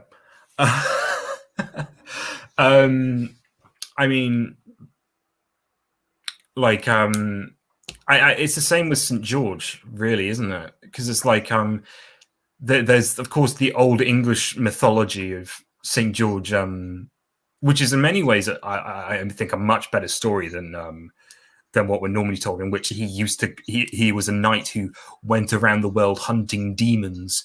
And his final one, he kills the big dragon, which is like the last dragon to live on Earth, and he gets to free the princess. My thing with St George is he was a Roman officer, probably Greek, but he was an Anatolian. A Roman officer, and because Anatolia in those days was Greek, in fact, it was mostly Greek up until the First World War, to be quite honest with you. But it was Greek. And he certainly wasn't a Turk, like the left wingers claim every St. George's Day. And he was known in Alfred the Great's England, like St. George was a thing.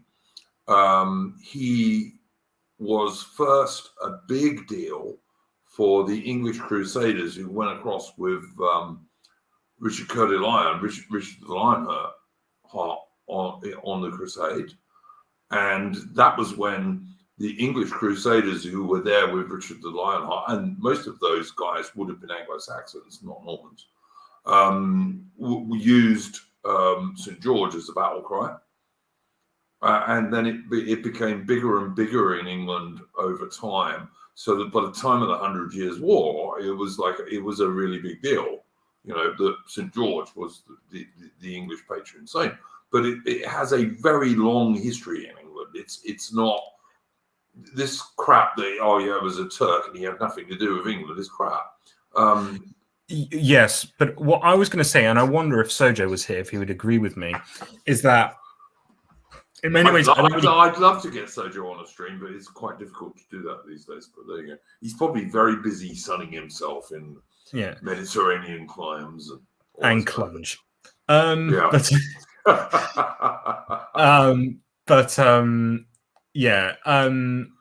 What I was trying to say was that, like, I'm not really too bothered about the historical, accuracy of like a certain myth or a legend,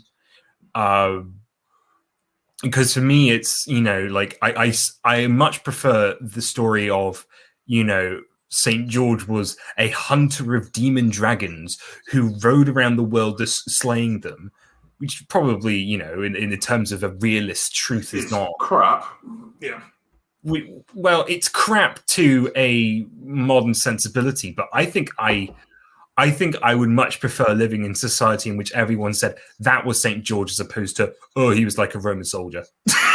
No, listen, my view is slightly different to that. My view is that he has been associated with England going back to the time of Alfred the Great, which is the formation of England, for fuck's sake, in the modern sense, and that Richard the Lionheart, who was one of the best British generals and probably the best general of any of the Crusaders. I mean, he beat Saladin several times with smaller forces. The English soldiers were shouting St. George as their battle cry under Richard the Lionheart. I mean, fine. Like, you know, that as far as I'm concerned, that's great. That's 1,000 years of history, man. I mean, the only final thing I'll say on this is that actually one of my favorite Shakespeare speech, my favorite battle Shakespeare speech is not "We Band of Brothers." It's actually Richmond's speech, in which he says, "God and St. George, Richmond and victory." I think that's a wonderful line. But that's all I really have. I like God, St. George, and Harry. I mean, that's pretty good. Yeah, but that's all I really have to say about that, because I simply do not know that much about any patron saints, which I should probably know more about because I'm an Orthodox Christian. Yeah, but the only one I've looked at much is St. George, and I did that deliberately because I got so fed up with these bloody left-wingers every year coming out with St. George was a Turk. And like the Turks were nowhere near where Turkey is now in like the Dark Ages. They were in Central Asia, guys. You know, it's just people have do not get me started on the Turks. That's my best advice. I am a man tolerant of many peoples. I'm not very fond of the Turks, I have to say. Yeah, I am a man. You know, I can talk to many people, and I have great appreciation for many cultures, but not that they're better than British culture. But I have a proper peeve with Turks. Yeah, I have a real. So you have something to say here, Royal Oak. Have you got something to say here, or are you What, just gonna Turks? make You are silly was noises? Turk. I beg your pardon. I don't know. Turks. Don't know. Probably bad. Killed off a lot of Greek people. They did. Not good. They did. And Armenians. They did. Not good. Yeah, they did a genocide on the Armenians, apparently. They're a bunch of land stealers and snakes, and they ruin everything. I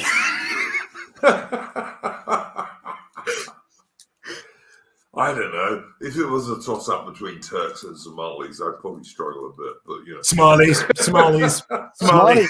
Do you know? Somali. The Somali government made some like statement where they claimed that they were European. Like they said, yeah, we're European because they're part Greek or something. I don't know. They probably are part Greek. You see, it's an obvious choice. I mean, never mind. Like, you know, that actually happened. Do not get me started. I'm not making that up. I'm not even surprised. Did the European Union agree with them? I bet they did. I don't think they did. No. This is my only slight problem with Gaullism, whatever you call it. If Farage says he's English Gaullist. No, Hitchens. Sorry, Hitchens said that. What? Hitchens said he was? Okay, fine. I've never totally agreed with Hitchens' politics, by the way. But if he did say that, my problem with it is that France maintains this semi-colonial thing over a lot of ex-French territories, which I'm not against, and would probably be good for the Africans, but it also allows all these guys to pour into France. I'm not sure if that's the agreement, but yeah, I'm not sure if that's the agreement, but it's what happens. And also, like, my other problem I had with Gaullism was that in 60-61, de Gaulle abandoned all the Pied Noir, you know, the million-plus Frenchmen who lived in Algeria, and just said, nah, you're getting independence, Algeria, and just abandoned them. So I kind of understand why, like, some nationalist elements in France wanted to knock him off, which is what the Day of the Jackal book and all this kind of stuff is about. So I have my views on that stuff too. You know, like I think, you know, if Britain hadn't have backed away from Kenya like it did, then you might not have got Rhodesia, Zimbabwe. I think there was a time to stop. This is like one of my major criticisms of conservatives, supposedly, is they never know when, now, this is the hill and we have to die on this hill and we need to stop. They never, because there's never one they will stop on. Oh no, we'll give on this, but we might not give on the next. But then they come to that and they give on this and we drift left and we drift left and we drift left. There comes a time when you have to like quote someone in the chat earlier who said my parenting skills were based on the 300. There comes a time when you have to say, this is the hot gates. We are going to fucking stand here and die to the last man. And conservatives will never do it. They never will. Politically, they will never do it. And we are never going to win until someone says, yeah, this is it. We have to stand here. And don't do it on something stupid like Nazi LARPing or, you know, some bollocks. But it needs to be something the most ordinary, sensible people would say, yeah, I agree with that. And then the Turkish question. Yeah, all right. I mean, I'd say like the immigrant question, and I don't even exclude European immigrants from that.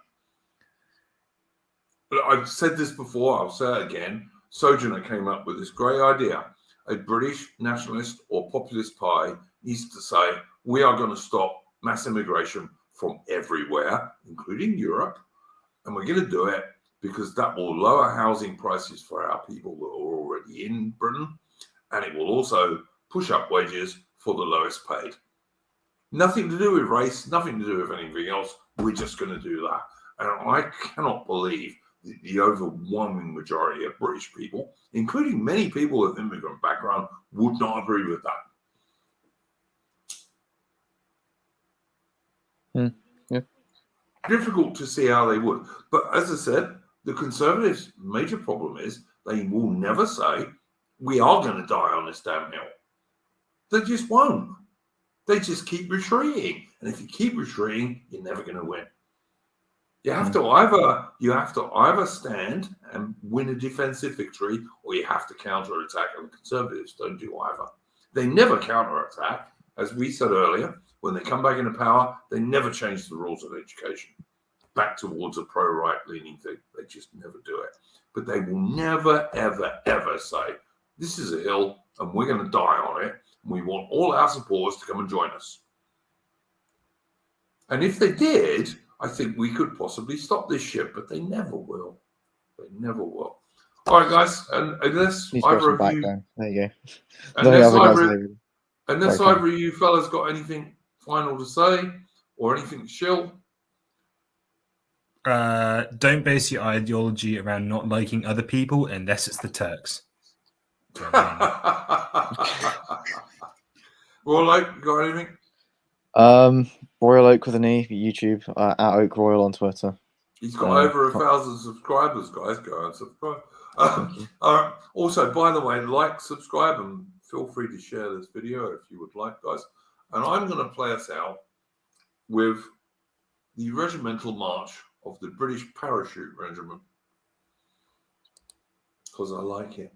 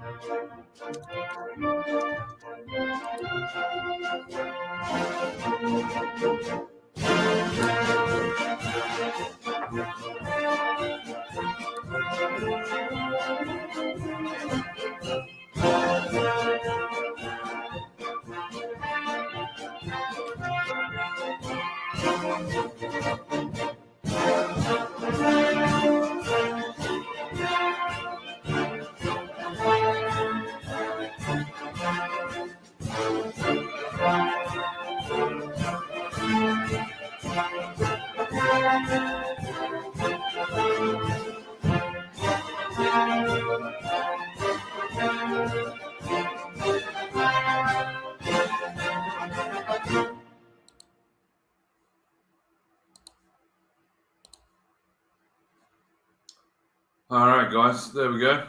That was the regimental march of the British Parachute Regiment. Thanks for Royal Oak and Napoleon and Aussie for coming on. Hope you found it an interesting stream. Don't forget to join us tomorrow for Splendid Isolation number 34, I think we're up to. And have a good day, guys.